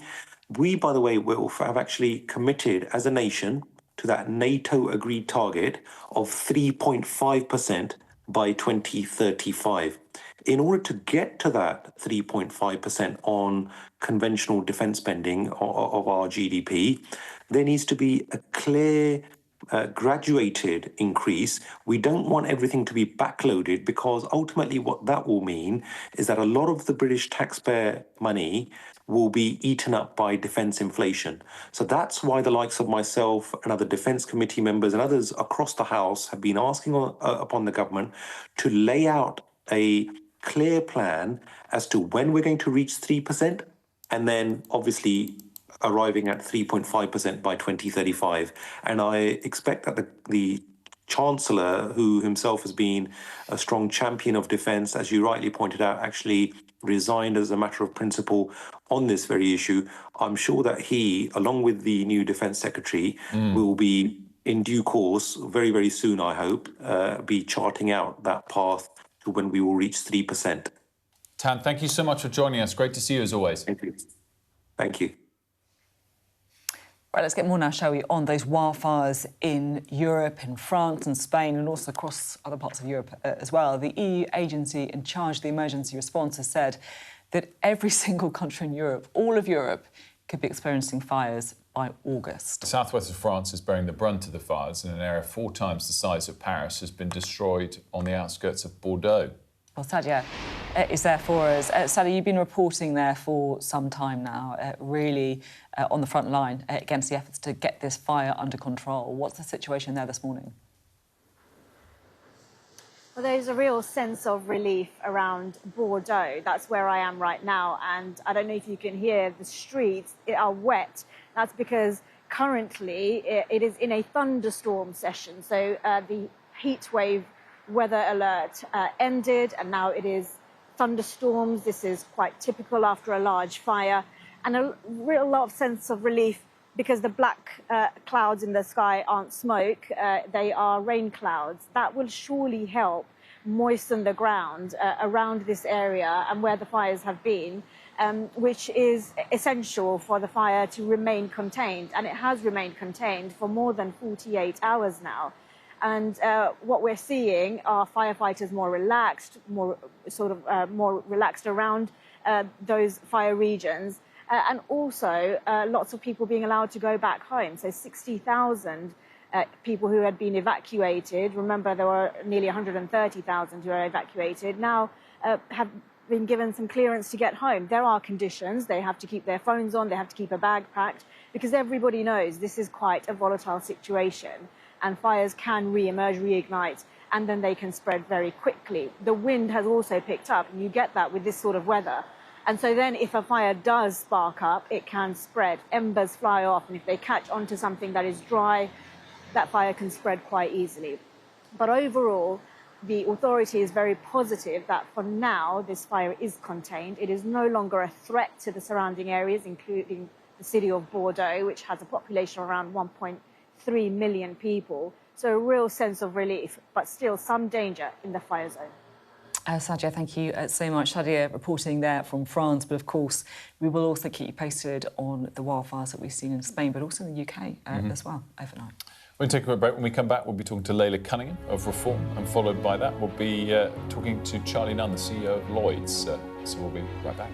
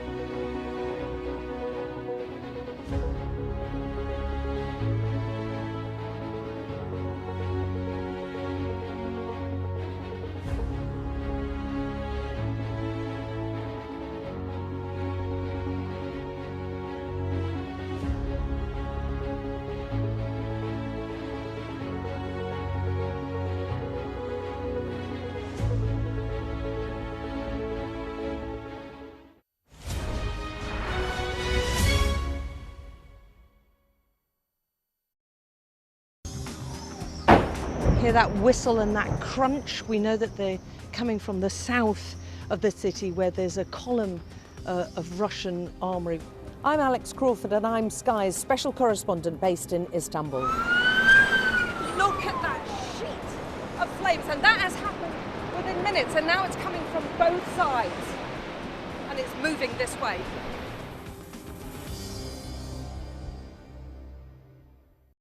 The best thing about being a Sky News journalist?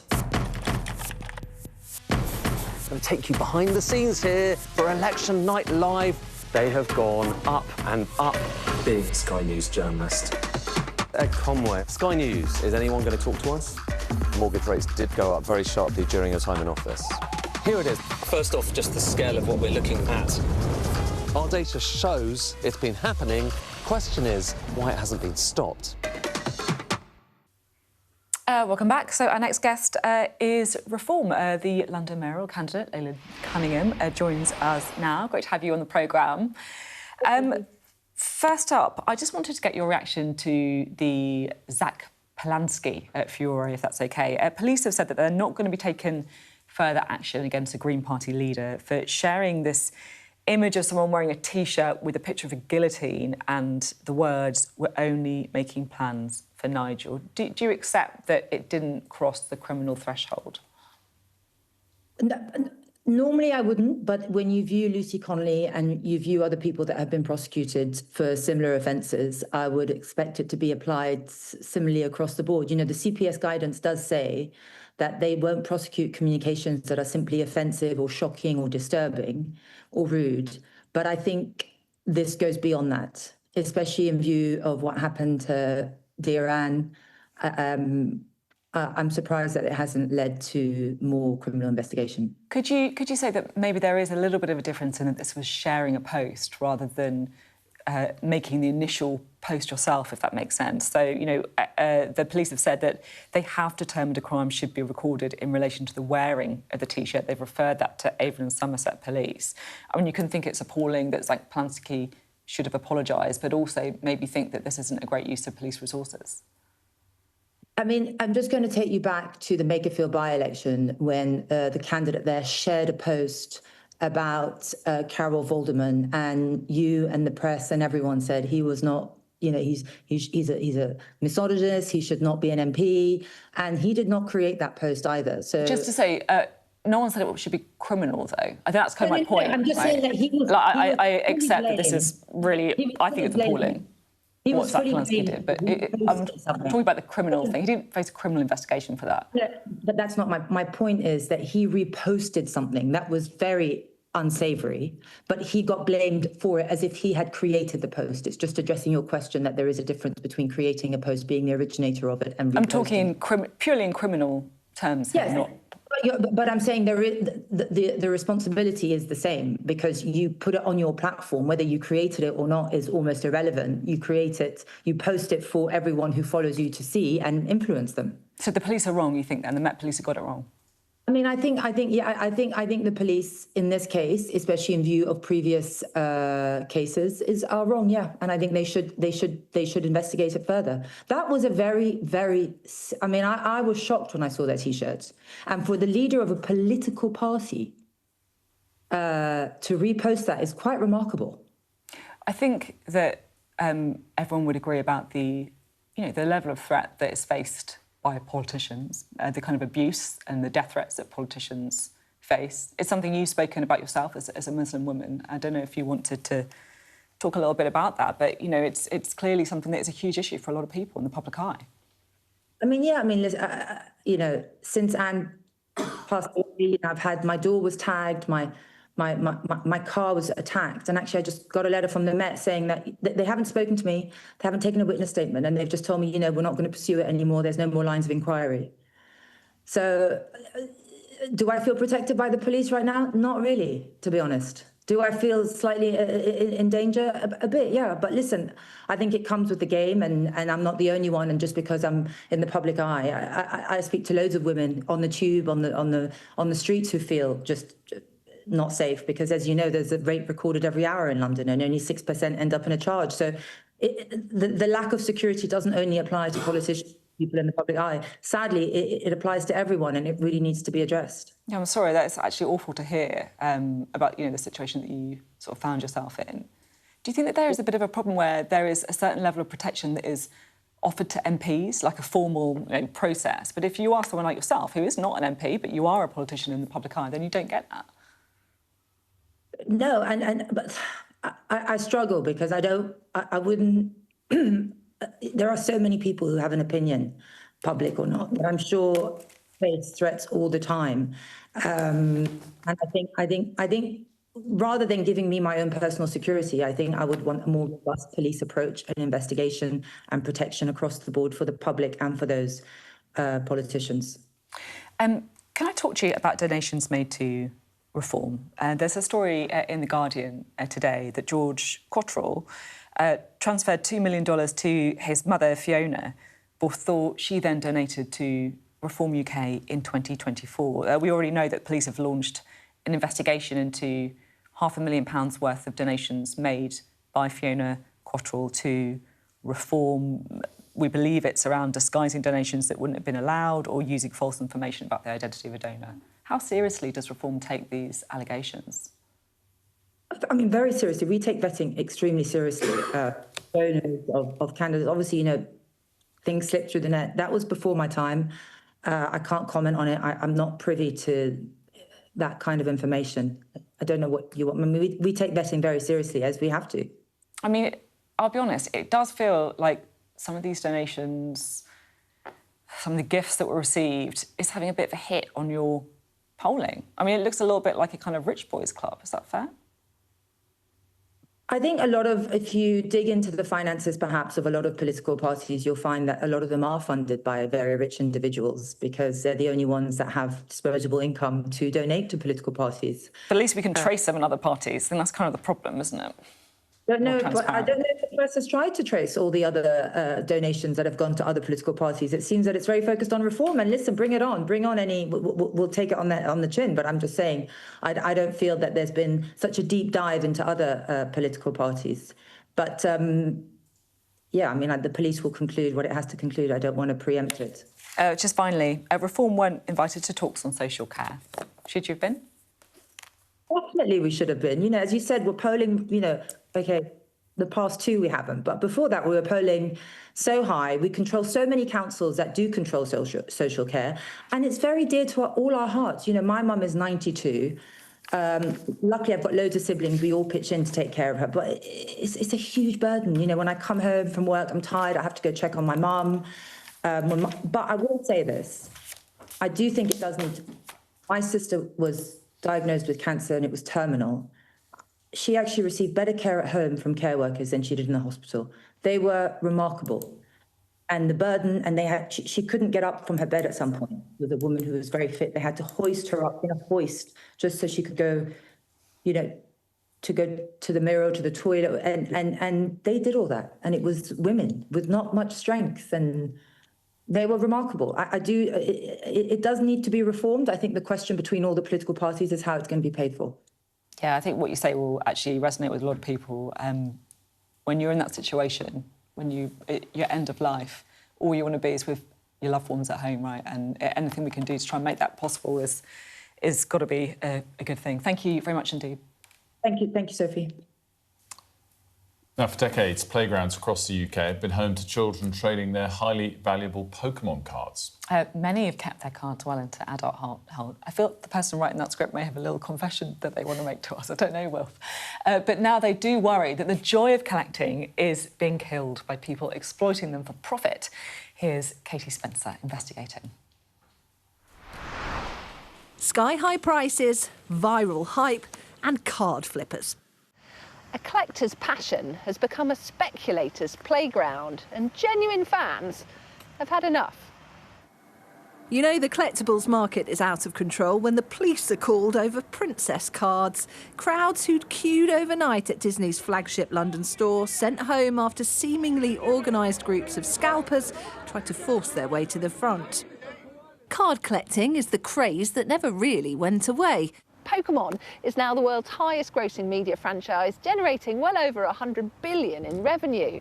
The boom has become so lucrative it's attracting more than just collectors. People are now kind of obsessed over prices.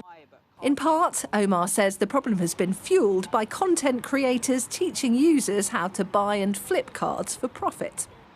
A box at ETB is about 50 to 60 quid. You'll buy it here, but then if you go on eBay, some people are already selling at 80 to 90, and then within a month or two, it's about maybe 100. I kind of wish the market would crash. 5, 4, 3, 2, 1. Welcome to Pitch Black, guys. Let's go! The real battle has become getting cards to the people who collect them, not just those wanting to cash in. There is a lot of what we call flippers and people taking advantage of, you know, the modern day collector. I don't think they're going to go anytime soon, but I think it's up to people like myself to make sure we keep that in moderation and make sure that the product is getting fairly into the right hands. At Bad's Gaming in Cwmbran, Wales, earlier this year, a thief stole more than £65,000 worth of cards. We're quite close to a police station. We have 24/7 security on site. But then, obviously, we had the break-in, so it was like, well, actually, even though we do have all of these things... Then there's the shoplifting. You are having to watch everything that goes on, any slight hand movement. In part, YouTuber Logan Paul's multi-million-dollar purchases of rare cards has helped push the hobby into the headlines. You can see here, there's a price sticker from the entertainer reduced from £90 down to 10. So they couldn't get these off the shelves back then. Definitely worth the kind of £10,000, £15,000 range. Auction house Stanley Gibbons Baldwin's has handled some really rare sales. A number of months ago, we were lucky enough to have a PSA 9 Pikachu Illustrator card. And that's sort of sold through us for over £800,000. That demand, you know, is growing and the supply isn't really changing. With online card collecting going from a niche hobby to a social media-fuelled investment boom, rather than chasing Pikachu, some are treating him like a pension fund. Katie Spencer, Sky News. Time now for a look at the weather. You're looking happy. Well, the forecast looks good. So you've sorted the travel insurance then? All Clear Travel Insurance sponsors Sky News weather. Cooler days ahead, but meaningful rain is still not expected across England and Wales, including drought-hit areas. Central and southwest England will turn quite cloudy this morning with the odd shower, but Wales will brighten up from the west. Elsewhere, there'll be some sunshine, but northern parts can expect showers, especially Scotland. Thundery downpours are possible there. It will be cooler and fresher than yesterday, still very warm for southeast England. Cloud and isolated showers over central and southwest England will clear into the southeast during the afternoon. All Clear Travel Insurance proudly sponsors Sky News weather. Welcome back. We're going to break now. When we come back, we'll be talking to the Lloyds Bank Chief Executive. They've just reported their results. We'll talk about those. We'll talk about the Bank of England meeting coming up and his outlook for the economy. That's next with Charlie Knight.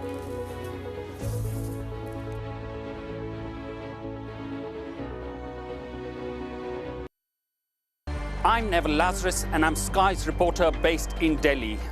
Over the next 45 days, an estimate 400 million Hindu pilgrims are expected to converge here in Prayagraj on the banks of the holy river Ganga and Yamuna. Jubilation in the streets, while some emotional. This is a political victory for Prime Minister Modi and his Hindu Nationalist Party. We take you to the heart of the story in the largest democracy in the world. The data and forensics team is a multi-skilled unit dedicated to providing transparency in journalism. We followed a social media trail that led us to Bristol, where a confrontation between protesters erupted into a full-scale riot. Here it really is pitched battle skirmishes, hurling missiles, throwing punches. We gather, analyse and visualise data to tell data-driven stories. Sky News has been given exclusive data. Sky News has seen 72,000 posts used in this way. Elon Musk says it is, quote, a viper's nest of radical left Marxists who hate America.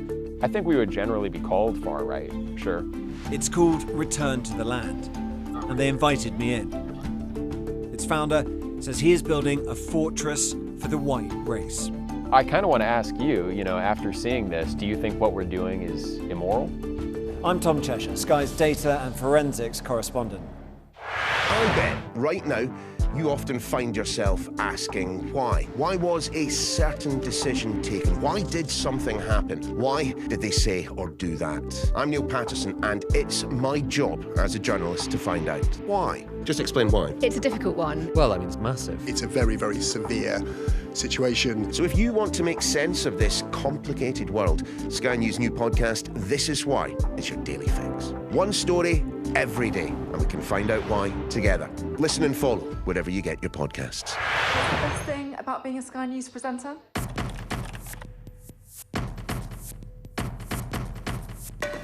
We've done the work and the reading, so you don't have to being a Sky News presenter. Hello and welcome, Westminster, the heart of British politics. I'm so sorry about what happened to you. So what on earth is going on? It's not true. Can I tell you what I think? It's really unusual. Mornings with Ridge and Frost. Let's crack on. Let's get started. Jubilation in the streets, while some emotional. This is a political victory for Prime Minister Modi and his Hindu Nationalist Party. I'm Neville Lazarus, and I'm Sky's reporter based in Delhi. Companies like these are helping India in its trajectory to be a serious player in space exploration. Sky News, get the full story first. A survey that we did want to tell you about this morning is about phone use. It shows more than half of kids say their parents' phone use means they're missing important family moments. It's actually quite sad. So this is a survey which was carried out for Virgin Media O2. It found 63% of kids aged between 8 to 16 didn't realise how often they're staring at their screens. And it's suggesting that mums and dads of people under 18 spend more than 2 hours a day using their phones unintentionally.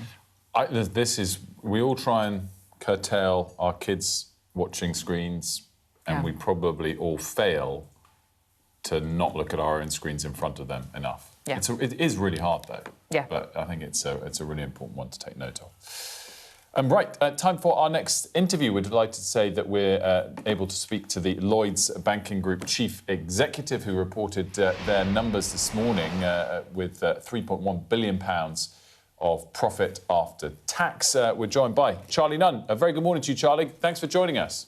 Morning, Will. Thanks for having me. Good results. Let's come to those in just a second. But does it say as well a good, strong, underlying British economy, perhaps more than you might expect? It says a resilient economy. We've laid out our forecasts today, and we see households and businesses as very resilient. Obviously, there's lots of uncertainty.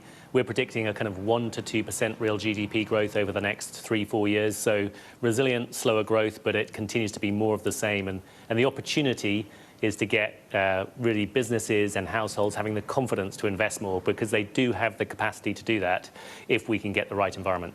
And in terms of your underlying results, you're pretty pleased with them?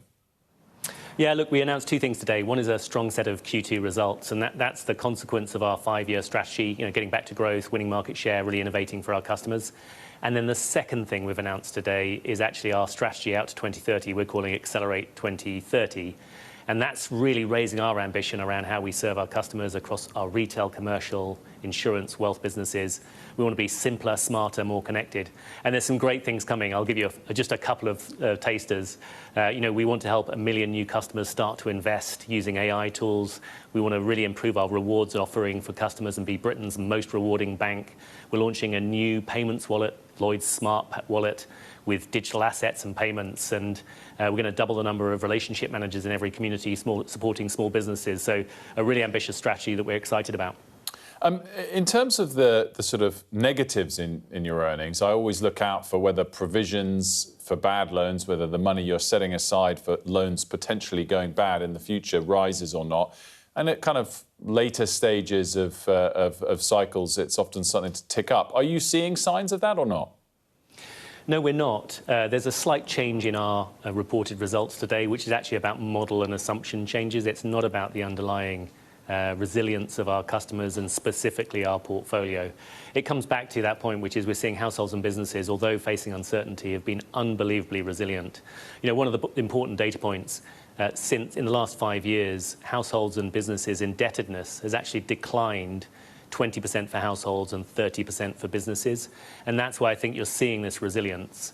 But it's also why we need a policy framework from government and with businesses to lean in, including ours, to try and really get that confidence to really reinvest in the economy. It's quite impressive, that resilience, in light of the broader cost of living, but the more specific recent cost of energy and oil and gas going up. I guess there's another looming risk on that front when we look at borrowing costs rise. The US 30-year yesterday hitting a post-2008 high. Do you fear, with the direction of travel with borrowing costs, that this resilience might end? Look, borrowing costs have been elevated for a while, as you know, and certainly for the UK economy. Actually, we've seen borrowing costs come down a little bit since the highs we had of 2 or 3 years ago. They've come up a little bit in the last few months as we've seen the uncertainty through geopolitics impacting the cost of gilts and the cost of borrowing. So they're elevated relative to pre-2022, but slightly better than they have been. Our outlook for rates at this stage, and obviously the geopolitics of the world will depend on whether this is right or wrong, is that interest rates in the UK will come down one more time, probably next year, and then stabilise around 3.5%. So we don't see the outlook getting worse materially, but we obviously do recognise we've got an elevated level of borrowing costs today for the economy, both the government, households and businesses. And that's obviously one of the things that we need to continue to see to strengthen as we go forward. That's really interesting, Charlie, because most people don't expect the Bank of England to change rates today, but do expect them to increase rates later this year. You think that would be the wrong move? Well, obviously, that's a decision for the MPC, but our job is to always think about what's a realistic outcome for the economy and the decisions the MPC might make. So we can't talk for the MPC, but when we look at all of the factors, we think that actually that's the most likely outcome, stable through this year and probably one cut, maybe at the second half of next year, coming down to a long-term stable point of about 3.5%. You mentioned you need to see a good set of policies from the new government to try and reinvigorate growth going forward. Obviously, we haven't seen significant or really any policy yet from the new Chancellor. Is he making the right noises, though? Yeah, you say it's very early days, but I think what we've heard, actually, with the last government, with this new leadership, is, first of all, a commitment to growth, and that's really important. Secondly, and it's not just on the government, it's also on businesses like ours and broader businesses in the UK, the spirit of partnership, regulatory reform. And then when you think about some of the things this new leadership have thought about or talked about, which is really looking at communities and place-based economics for growth, getting behind housing, continuing to support the big infrastructure projects, we really believe that is an important part of the growth story, along with other policy changes they may decide to do. And of course, for Lloyds Banking Group, that's one of the things we do best. We support everyone across the UK exactly with those kinds of commitments. We're doing £35 billion of lending to businesses right across the UK this year, as an example. So those are the things we're seeing. As you say, it's early days, and we're here to work with the government to really support the UK and our customers. I wanted to touch on AI broadly, but also specifically, you're talking about some of the measures with your new smart wallet. I mean, some of these things sound great and new. Some of them don't sound that groundbreaking. Most of us kind of use our banking apps on the phone already.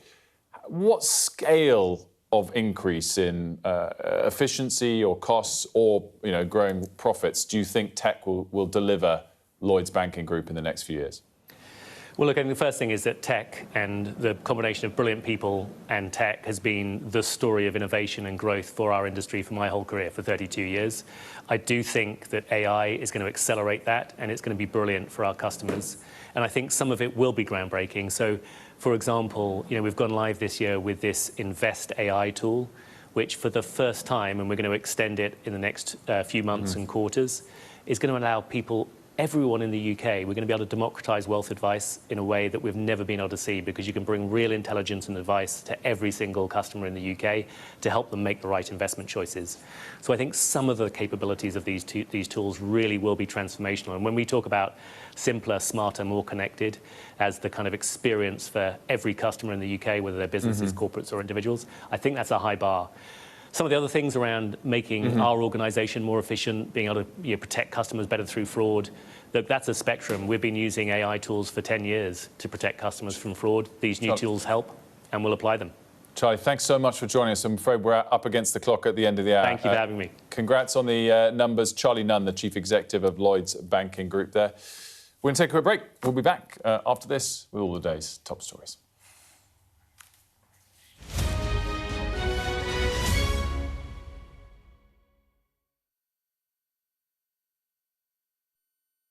What's the best thing about being a Sky News journalist? Who's funnier? Being a Sky News journalist. A special edition of The World with me, Yalda Hakim. Pakistan had the right to respond. You're like, what? Historic day here today. Congratulations, this is a huge moment. But what happens now?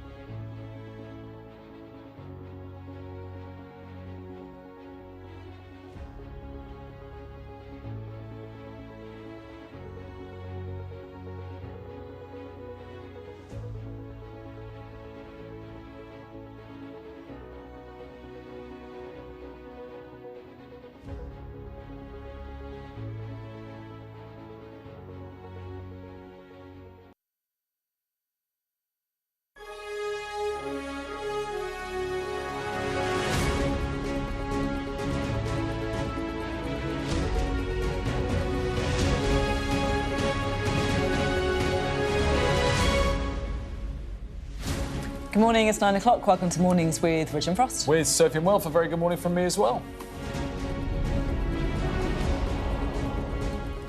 The Prime Minister recommits his government to spending billions more pounds on Britain's next generation of nuclear submarines.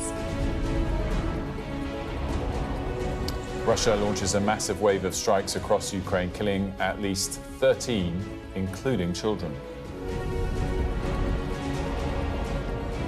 We've got a bit of breaking news to bring you. The Newcastle head coach, Eddie Howe, is leaving his role after nearly 5 years in charge. An inquiry finds a UK military breach that left thousands of Afghans in danger was a foreseeable failure. And we'll also be talking about the extreme lengths some are going to get their hands on Pokemon cards and why it's killing the habit for long-term fans.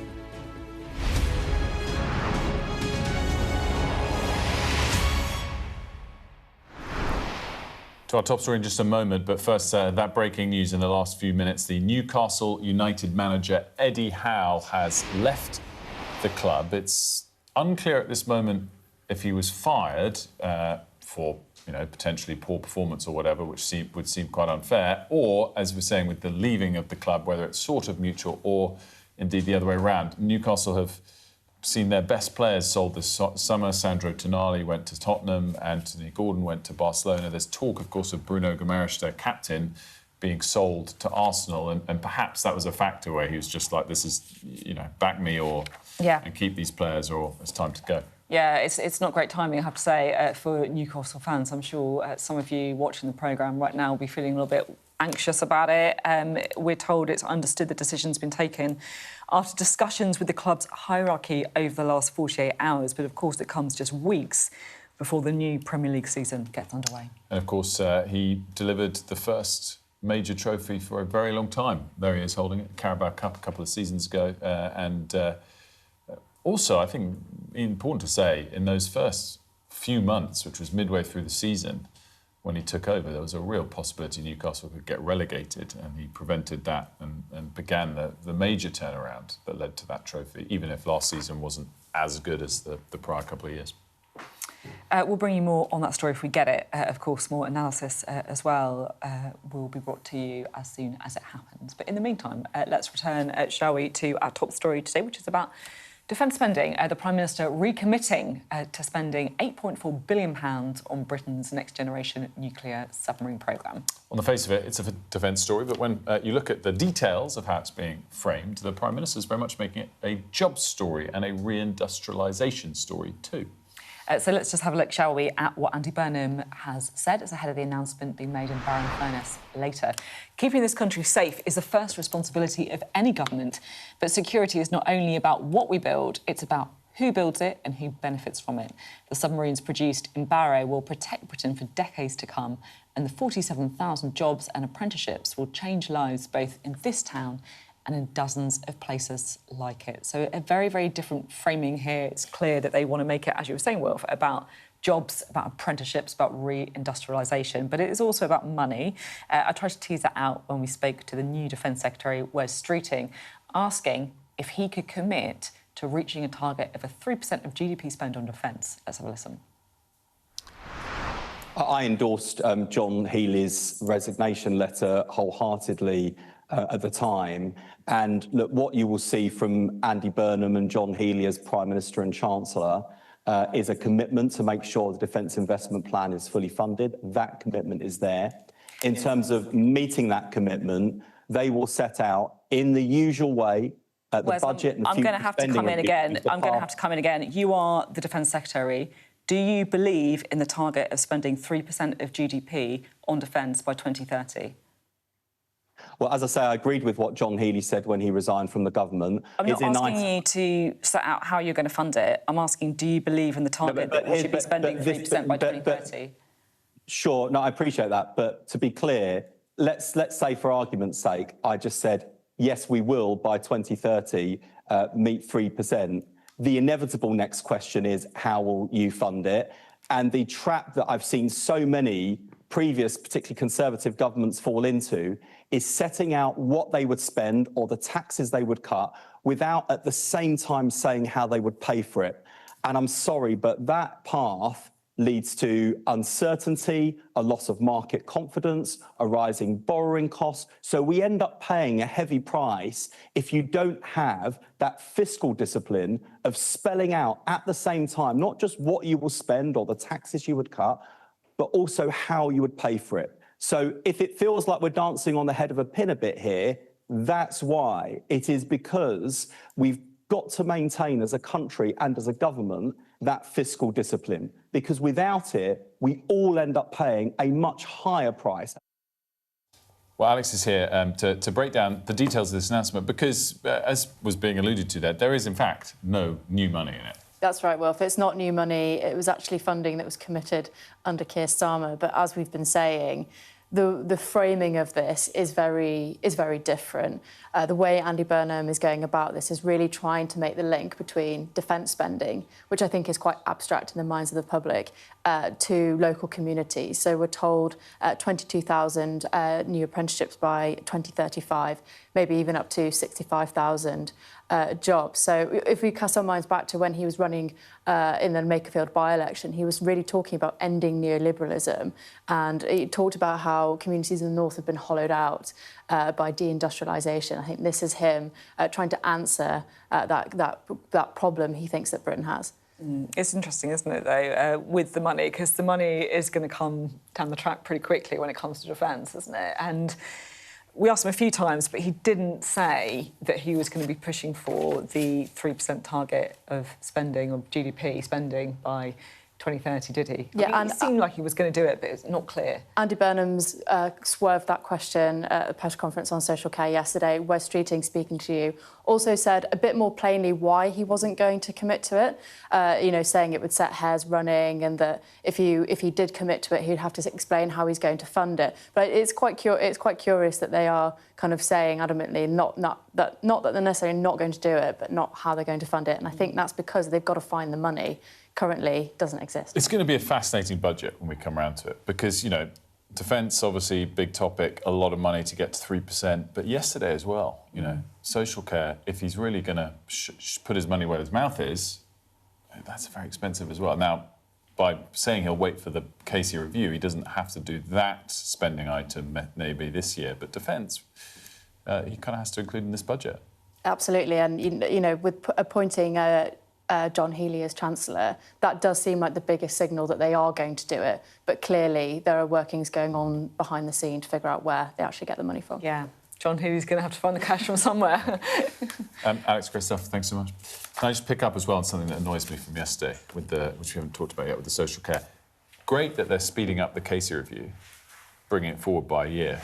But then it does raise the question, why do all these reviews always take so long in the first place? If you can just speed it up by a year, do you know what I mean? Yeah, well, it's to kick the can down the road, right? Well, maybe exactly. If we're being cynical. You're making the point more bluntly. Right, back to the previous topic. How will John Healey pay for all of this? A lot of that comes down to where our borrowing costs are. Let's have a little look at some of those details, because today we do get a Bank of England base rate decision. It comes at midday.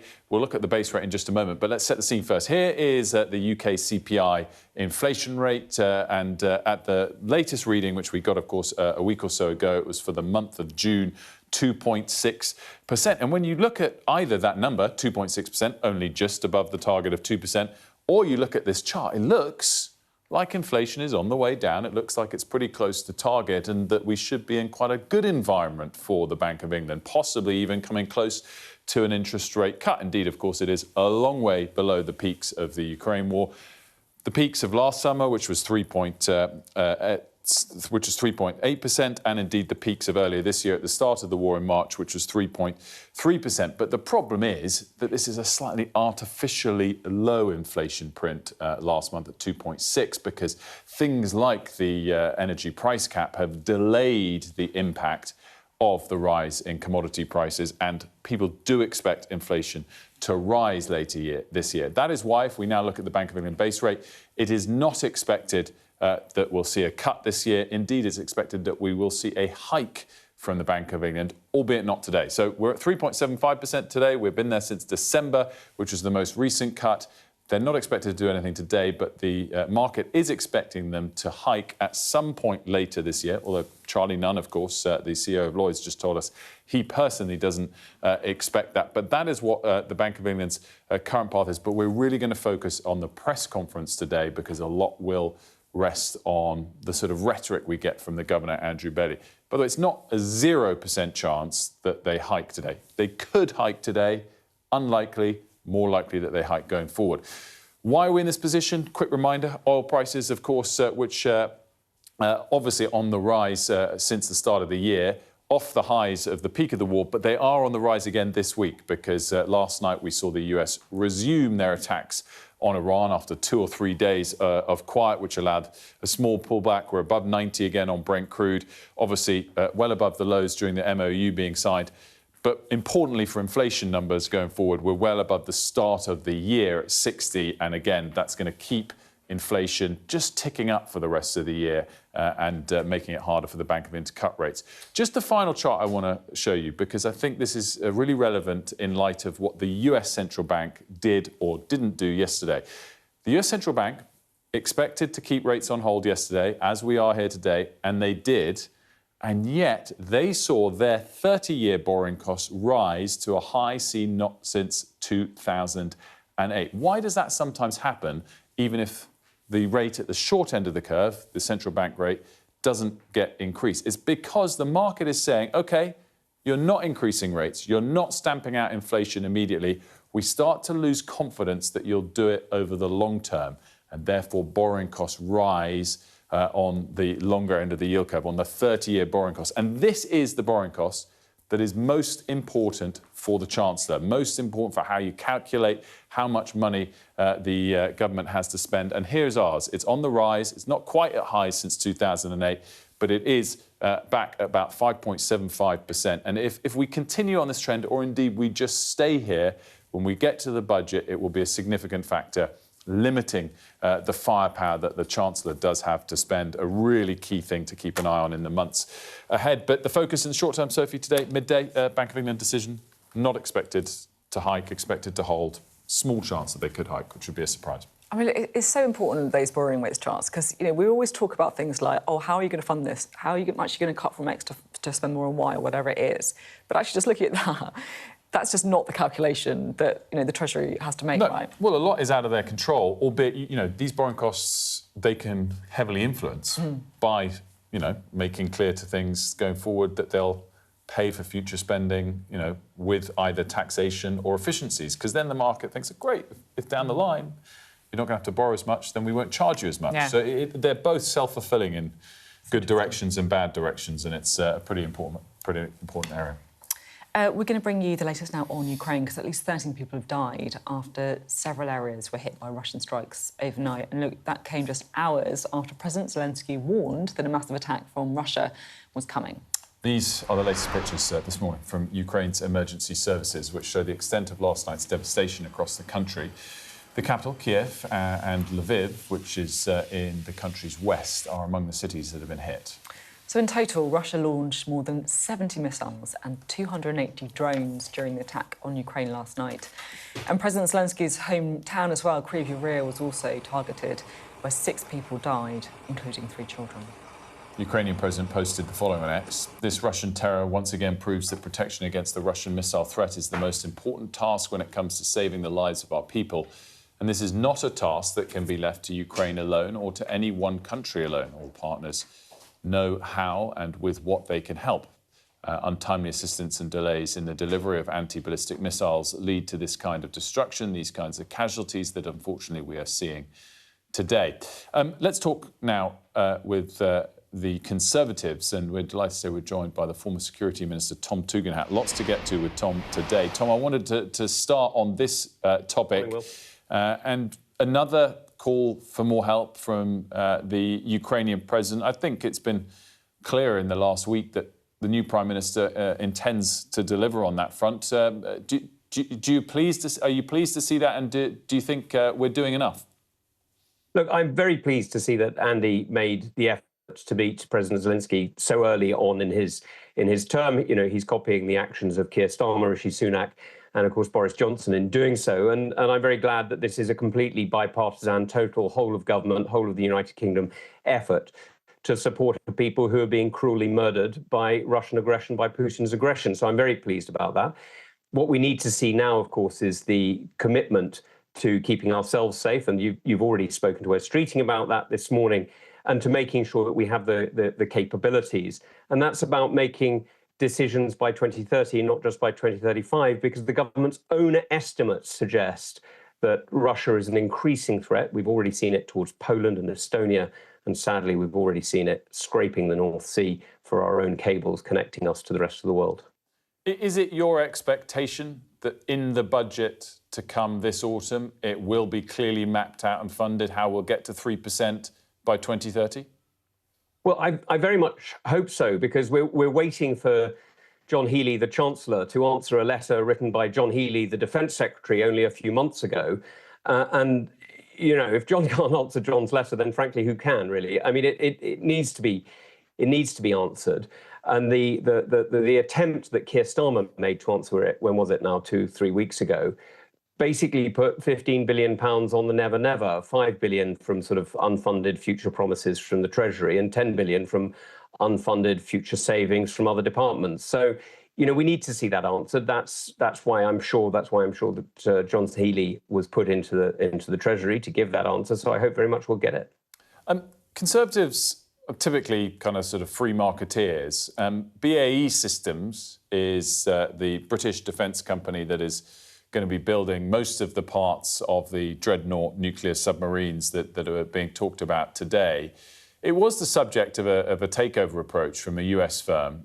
Do you think it is right for governments to block the free markets sometimes when it's in the interests of protecting British industry? Look, it's not a question of defending British industry in this case. It's a question of defending British sovereignty. And that's a very different decision. And so what we're talking about here is a capability that maintains Britain's ability not only to manufacture the dreadnought class, but to manufacture whatever the future classes of submarines that we may need. You're right to say that BAE Systems is very important to this, but so is Babcock, who make an awful lot of the technical capability, and so is Rolls-Royce, who make the engines. So, you know, there's an awful lot of British engineering that goes all the way from Barrow-in-Furness down to Bristol through places like Derby, that really plays into the future defence capability of the United Kingdom. And that's why this defence spending by 2030 isn't just about us today. It's about apprenticeships, it's about innovation, and it's about hope for tomorrow. What do you make of the findings from the Defence Select Committee report into, I guess, the avoidability of the data breaches in and around the withdrawal from Afghanistan a few years ago? I mean, Will, this is one of those things that I cannot begin to express my rage. Many of us served alongside incredibly courageous Afghans in the so-called triples, 333 and 444, these sort of vetted special units that served quite literally side by side with us. Some of those Afghans, sadly far too many of those Afghans, were killed alongside us or injured alongside us. And the idea that a mess up in the Ministry of Defence left them exposed to incredible danger is simply unacceptable. I struggle to contain my rage at it because it is so wrong, and it so undermines not just the promises we made, all of us who served, we made to those men who we served alongside, but the danger that it puts on the UK in the future, because we need people in the future to trust us. We need those who we serve alongside to know that we'll stand with them and we'll protect them. This undermines that trust, and that is really serious. What can be done next to try and undo that damage? Well, frankly, not much. The past is the past. What we need to do is to make sure that the future doesn't look like it. And the way that we do that is we make sure that the MOD really understands that you simply cannot, as the case was here, contain hundreds and hundreds of names on a single Excel spreadsheet in a relatively insecure system. It just doesn't work. We need to be much more serious about cybersecurity. And that's why when I was the security minister, one of the major reforms we put in place was on bringing in the Defending Democracy Task Force, so bringing in cybersecurity right throughout the country, not just in the government, but right throughout the country, supporting even journalists who were being threatened, and why we introduced huge amounts of effort, more than that, huge amounts of change to the way in which we maintain the security of our intelligence systems and our communication systems, because this really matters. This isn't an add-on, it's not an extra, it's the fundamental of national security today. Whilst we're on this topic, and your rage as you're expressing is clear, is sort of palpable, that wasn't the only mistake, far from it, with the withdrawal from Afghanistan. Who do you ultimately blame for that? Was it the Defence Secretary at the time, the Foreign Secretary at the time, Dominic Raab, the Prime Minister at the time, Boris Johnson, the US President at the time, Joe Biden? Look, you can look on, there's plenty of blame to go around if you want to pass it, Will, frankly. The reality is we made some pretty appalling choices at various different points. And the first real mistake was when we put a timeline, or rather when President Obama put a timeline in 2006-07. And he basically told the Afghan Taliban that they could just wait for us to leave. And that, of course, changed everybody's relationship with us. Now, I was on the ground at the time. I was fighting in Helmand, and I was doing a lot of negotiation with tribal leaders at various different levels, from the village all the way through to the governor's office. And I can tell you, when we announced effectively, or when President Obama announced that we weren't going to be there for the long term, people went, "Oh, right, so we can just wait you out. In that case, we're not doing a deal with you. We're not coming we're not going to build for the future, we're just going to wait till you've gone.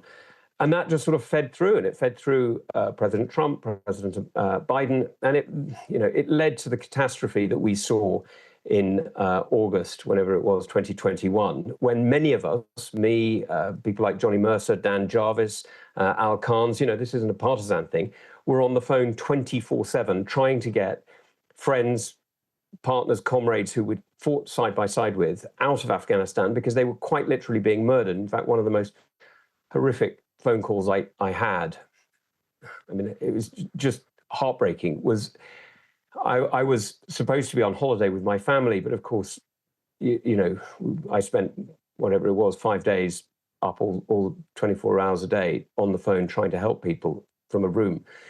And I got a phone call from a guy I'd served with, and I knew him well, met his family, very brave guy. And he was phoning me to say that he was running out of ammunition. He'd phone me every sort of hour or two to tell me his ammunition state. And then, of course, finally, he just didn't call. And you know what happened. He was with a group of guys from his unit, and they were all murdered. And so if you ask me who I blame a lot of people, but mostly I blame the failure of so many of our political leadership to understand that if you are going to go to war, you better mean it, because you are putting other people's lives on the line. And if you don't mean it, don't do it, because all you're doing is you're putting people at risk for absolutely no reason. And that is utterly unforgivable. Top Tugendhat, very clear message from very legitimate grounds. Thank you for sharing it with us today. Much appreciated. We're going to take a quick break here. When we come back, some Haitians in the US are facing a deadline to leave. We'll have that story for you.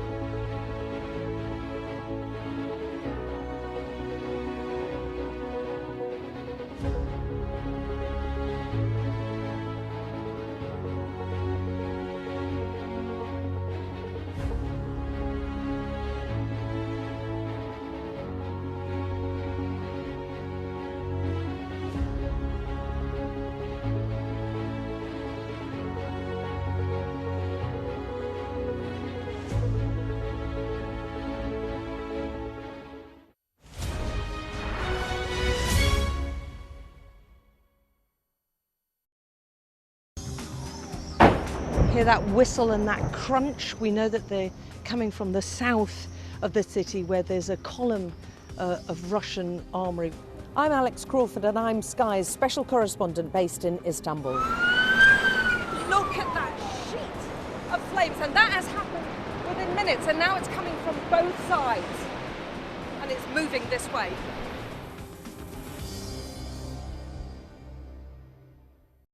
The best thing about being a Sky News journalist?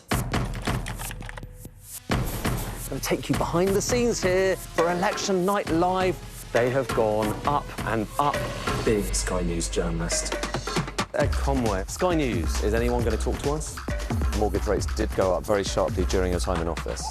Here it is. First off, just the scale of what we're looking at. Our data shows it's been happening question is why it hasn't been stopped. Now, work permits for hundreds of thousands of people from Haiti are set to expire after the Donald Trump administration stripped them of temporary protected status. More than 350,000 Haitians could be left vulnerable to detention and deportation if they do not have another lawful immigration status to replace it. Here's a clip from a report by our US correspondent Martha Kellner.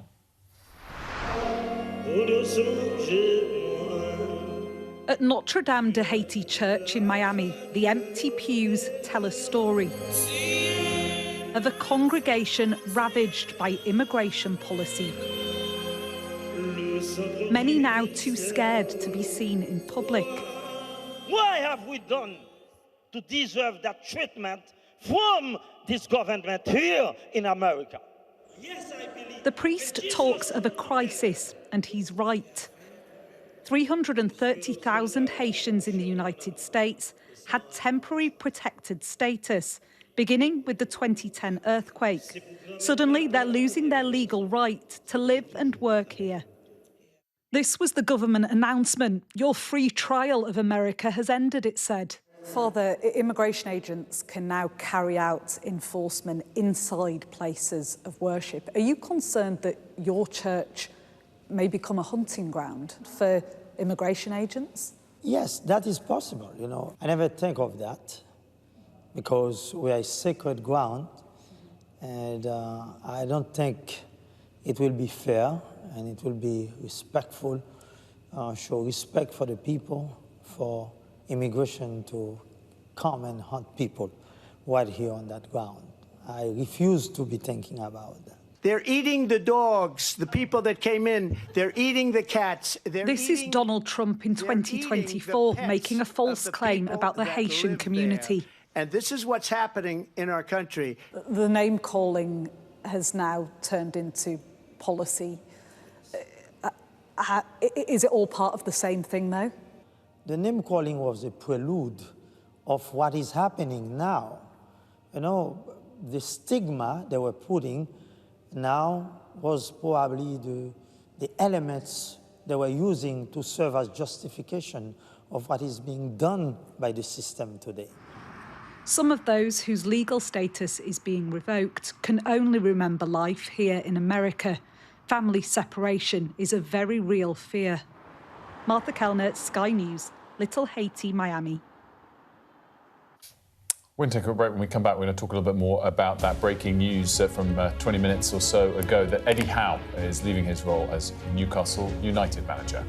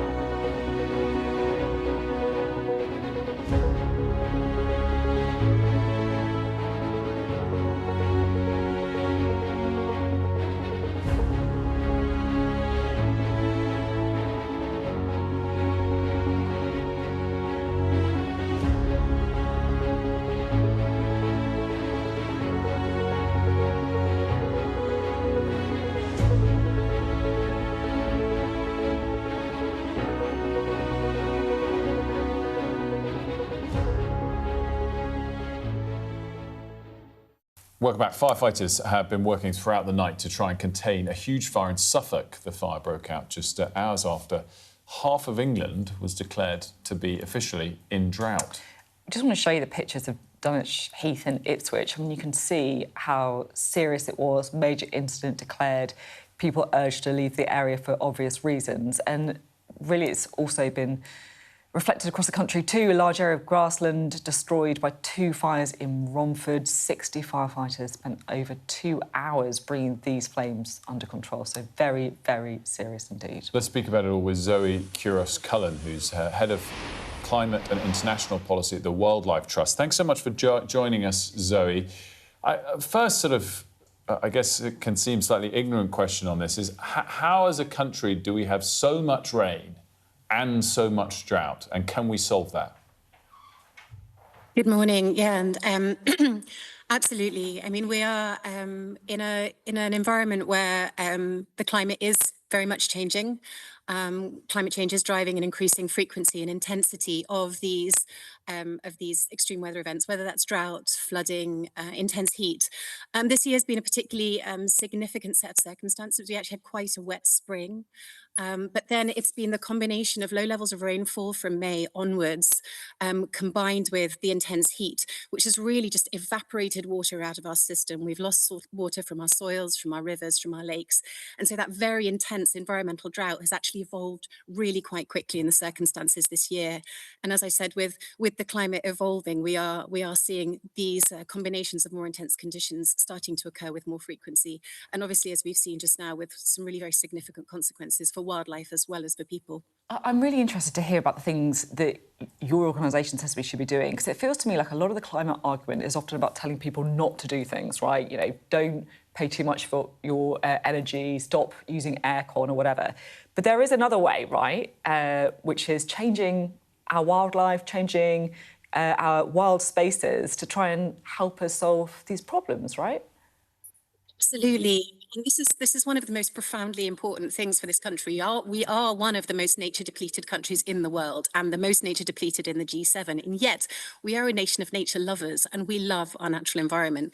And one of the most important things we can do to build our resilience to a changing climate is to really bring back nature and create recovery in our environments, whether that's protecting our river systems, restoring wetlands, bringing back those systems that really hold water, slow it down, retain it in the environment, because that builds resilience to situations of drought and high temperature, but also manages situations where we have the other extreme, where we have lots of rainfall and we need to slow water down and reduce flood risk.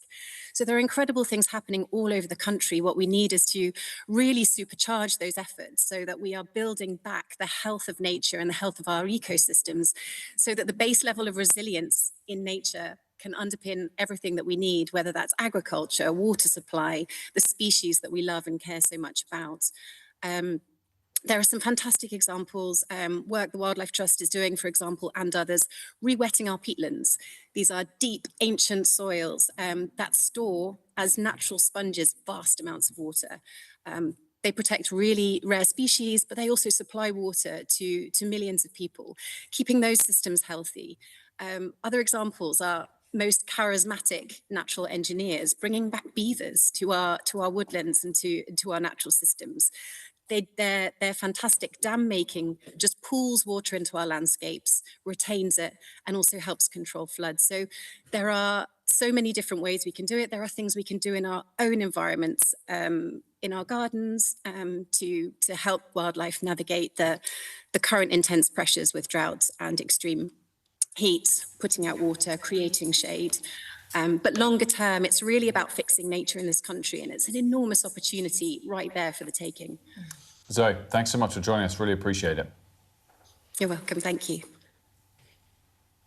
I'm really sold on a lot of that stuff, I have to say, on the environment stuff and things that we can all do in our garden as well. Like, you know, we've got a small garden, but you can still put a little kind of mini pond or bucket of water there there's so many things that we can all try and do, right? But both naturally and artificially, by building reservoirs, we can and should capture more of the water through our wet periods of time. Like, it's appalling if we don't going forward.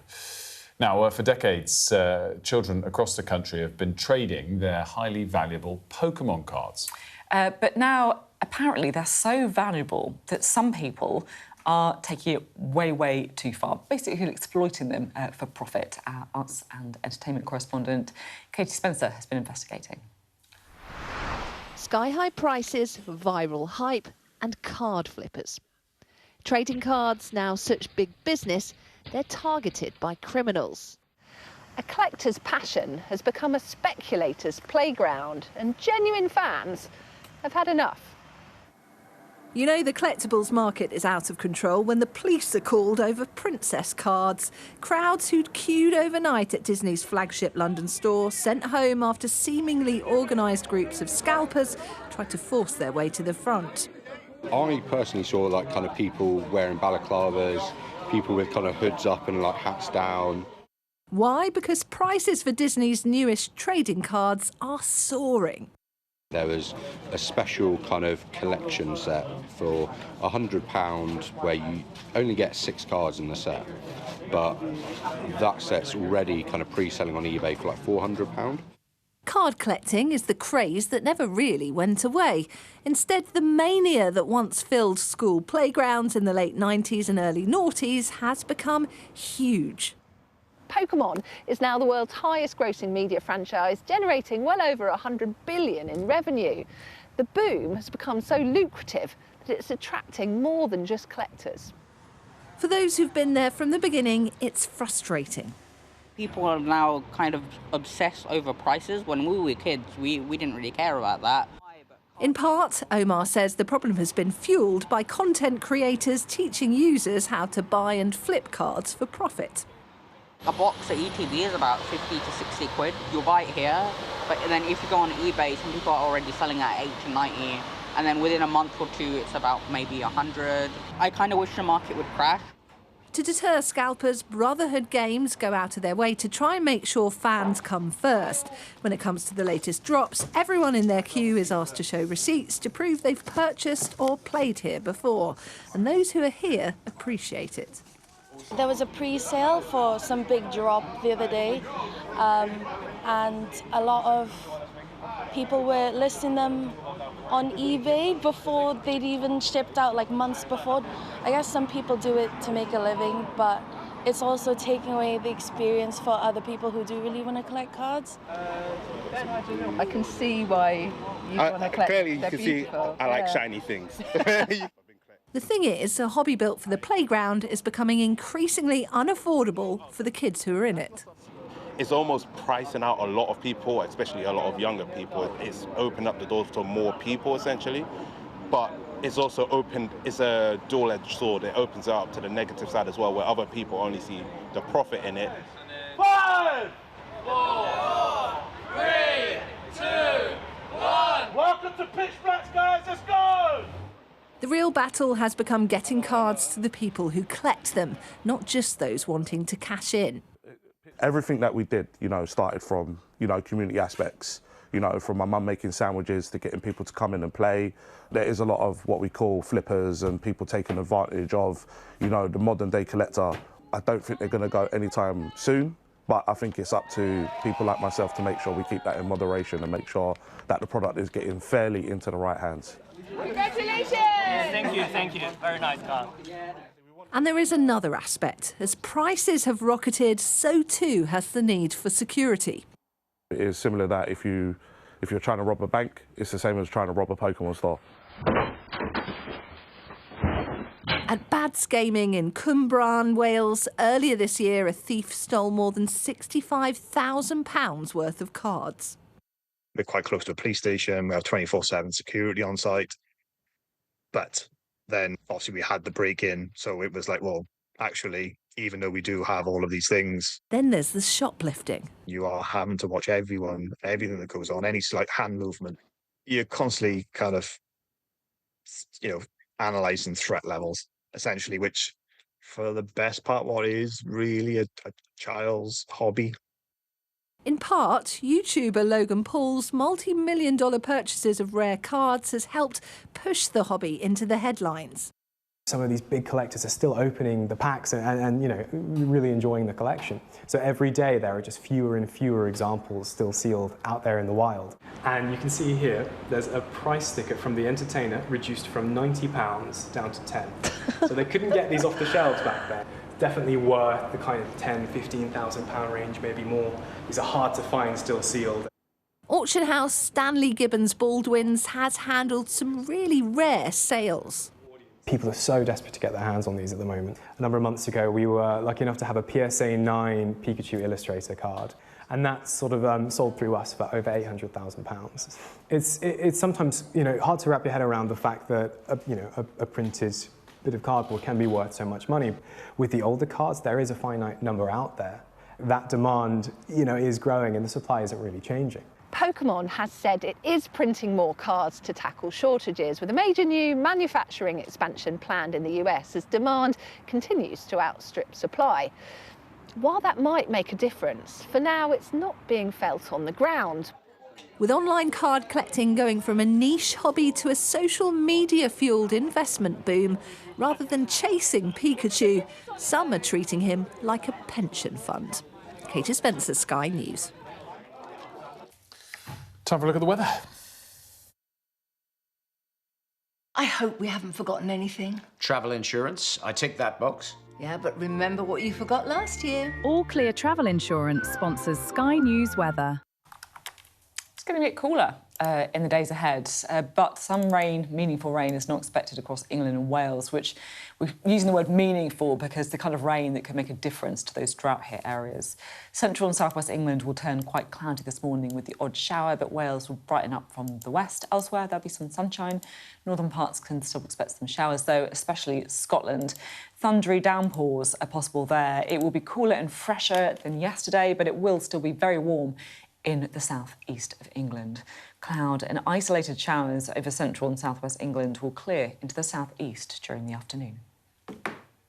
All Clear Travel Insurance proudly sponsors Sky News weather. Quick break, and when we come back, we'll talk about Eddie Howe's departure from Newcastle United.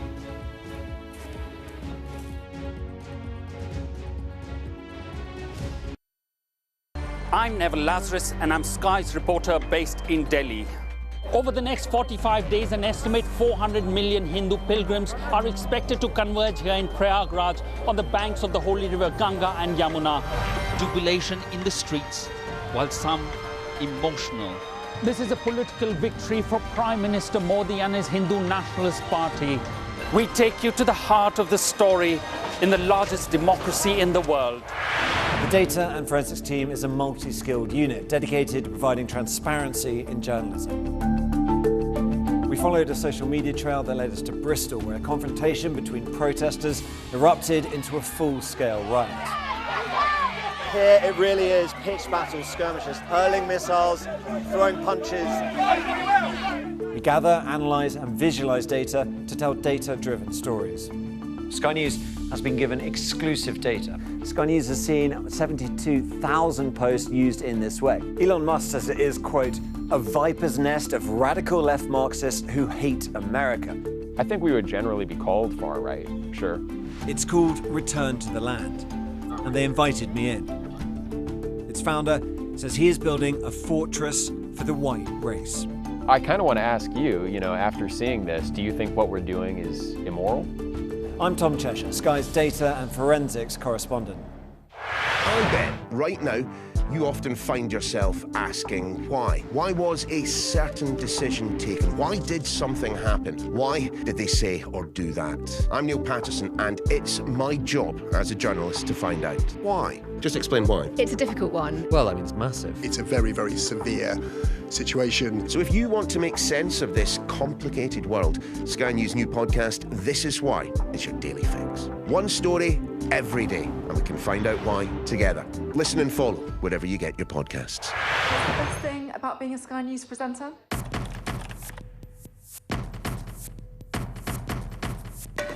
We've done the work and the reading, so you don't have to. Being a Sky News presenter. Hello and welcome, Westminster, the heart of British politics. I'm so sorry about what happened to you. So what on earth is going on? It's not true. Can I tell you what I think? It's really unusual. Mornings with Richard and Frost. Let's crack on. Let's get started. What's the best thing about being a Sky News journalist? Who's funnier?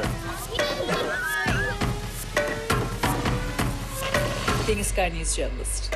A special edition of The World with me, Yalda Hakim. Pakistan had the right to respond. You're like, what?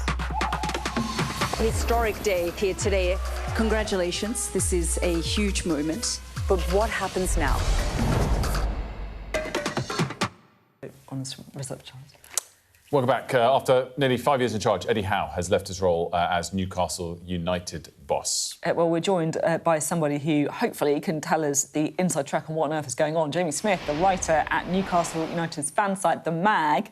So what do we think? Do we think that it was his choice or do we think it was Newcastle's choice?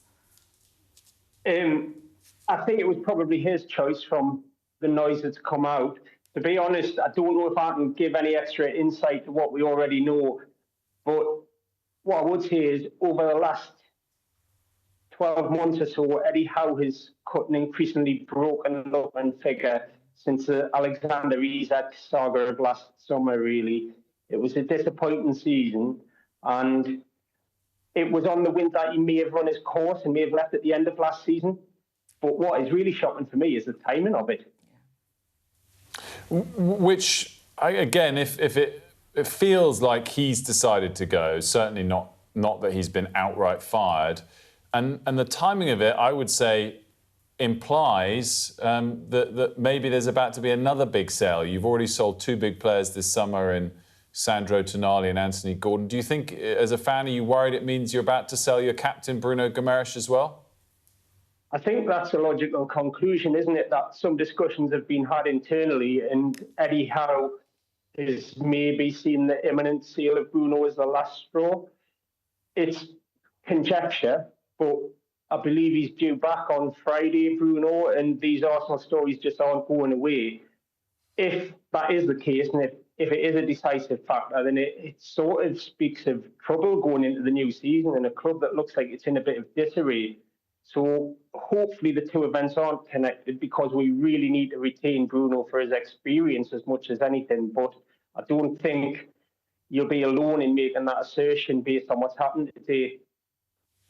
Can I ask you to talk a little bit about how tough it is for clubs like Newcastle? Because you look at the guys with the big money, you know, I know Newcastle has as well, but like, you know, the kind of top tier, Arsenal, Man City, all these guys. And then you have clubs like Newcastle or like Villa, who've also been forced to sell. A lot of their great players too. It's very, very difficult to get that momentum going that Newcastle have seen in previous seasons, right? Yeah, it feels like a bit of a closed shop because of the rules that have been implemented. And I understand those rules are there to prevent clubs overreaching and getting into trouble, but it's becoming more and more apparent that it seems to be a preservation of the status quo. If you look at Villa as an example, who won a trophy and qualified for the Champions League, and they've just had to sell their best player to Chelsea, who, with all due respect, were a mess last season. And that has been repeated throughout. Tonali going to Tottenham.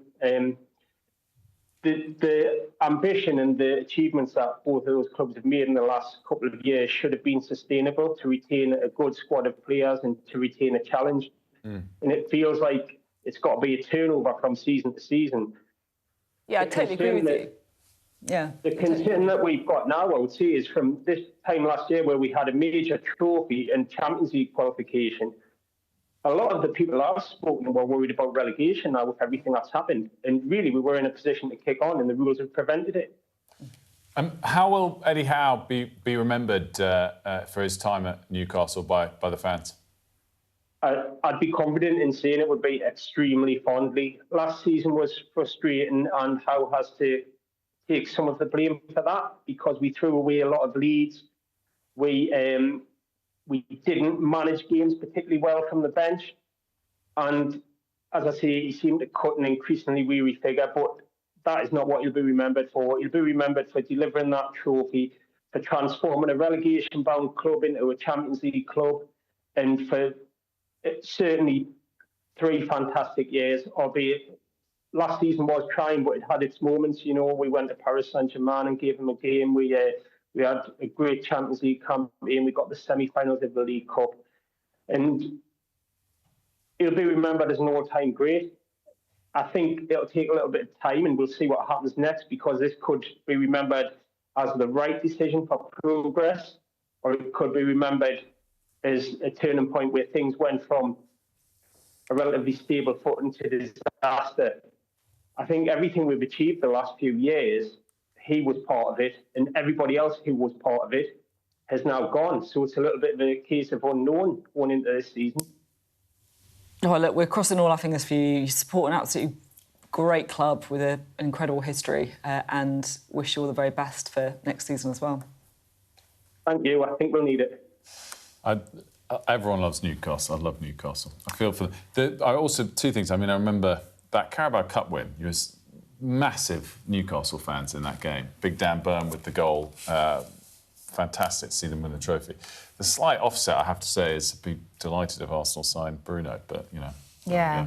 I think, you know, just to reiterate, I think there is a real issue here with clubs like Newcastle, like Villa, clubs that have been very, very well run and want to break through and capitalise on momentum, basically been forced to do it with their hands tied behind their backs. It feels quite unfair. Seemingly, apparently, we Arsenal have limitless funds to spend. I don't quite understand it. It doesn't. Yeah. The rules have completely backfired. Or Chelsea. I mean, how many people Chelsea got in their squad? Well, Chelsea unbelievable. sold their women's team for £1 billion, which apparently was allowed. So ridiculous. Anyway. Lots to talk about football, of course, throughout the day. But we are going to move back to our main story of defence, and we're going to talk specifically about a parliamentary inquiry which has been looking into a data breach at the Ministry of Defence. They say it was a foreseeable failure that left Afghans in danger. It meant the personnel details of thousands who applied for relocation to the UK after Britain's exit from Kabul were disclosed in 2022, 6 months after the city fell to the Taliban. We found out about it in August 2023, but an unprecedented super injunction meant that the rest of us didn't know about it until last year, when it was finally able to be reported. We were talking about specifically the findings of that Defence Committee review earlier with Tom Tugendhat, who knows a thing or two about this. He served in Afghanistan. But the conversation then went back to who he blames more broadly for that catastrophic withdrawal from Afghanistan a few summers ago, and it was quite a powerful recollection that Tom then had about what that catastrophic withdrawal really meant to him. We're on the phone 24/7 trying to get friends, partners, comrades who we'd fought side by side with out of Afghanistan, because they were quite literally being murdered. In fact, one of the most horrific phone calls I had, I mean, it was just heartbreaking, was I was supposed to be on holiday with my family, but of course, you know, I spent whatever it was, 5 days up all 24 hours a day on the phone trying to help people from a room. And I got a phone call from a guy I'd served with, and I knew him well, met his family, very brave guy. And he was phoning me to say that he was running out of ammunition. He'd phone me every sort of hour or two to tell me his ammunition state. And then, of course, finally, he just didn't call. And you know what happened. He was with a group of guys from his unit, and they were all murdered. And so if you ask me who I blame a lot of people. It was very powerful, that from Tom. And again, you know, there's the specific data breach point of this today, but it was a real stain, wasn't it? In part because of US actions, but a real stain on the sort of history of, you know, the defence industry, the defence department in this country in recent years. Yeah, I found it very moving. And, you know, that last message to all governments, not really a political point, if you're going to war, you better mean it. You better back the people who are putting their lives on the line as a result for it. And that clearly has not always been the case, with pretty devastating consequences. And John Healey, West Streeting, we better be prepared going forward too.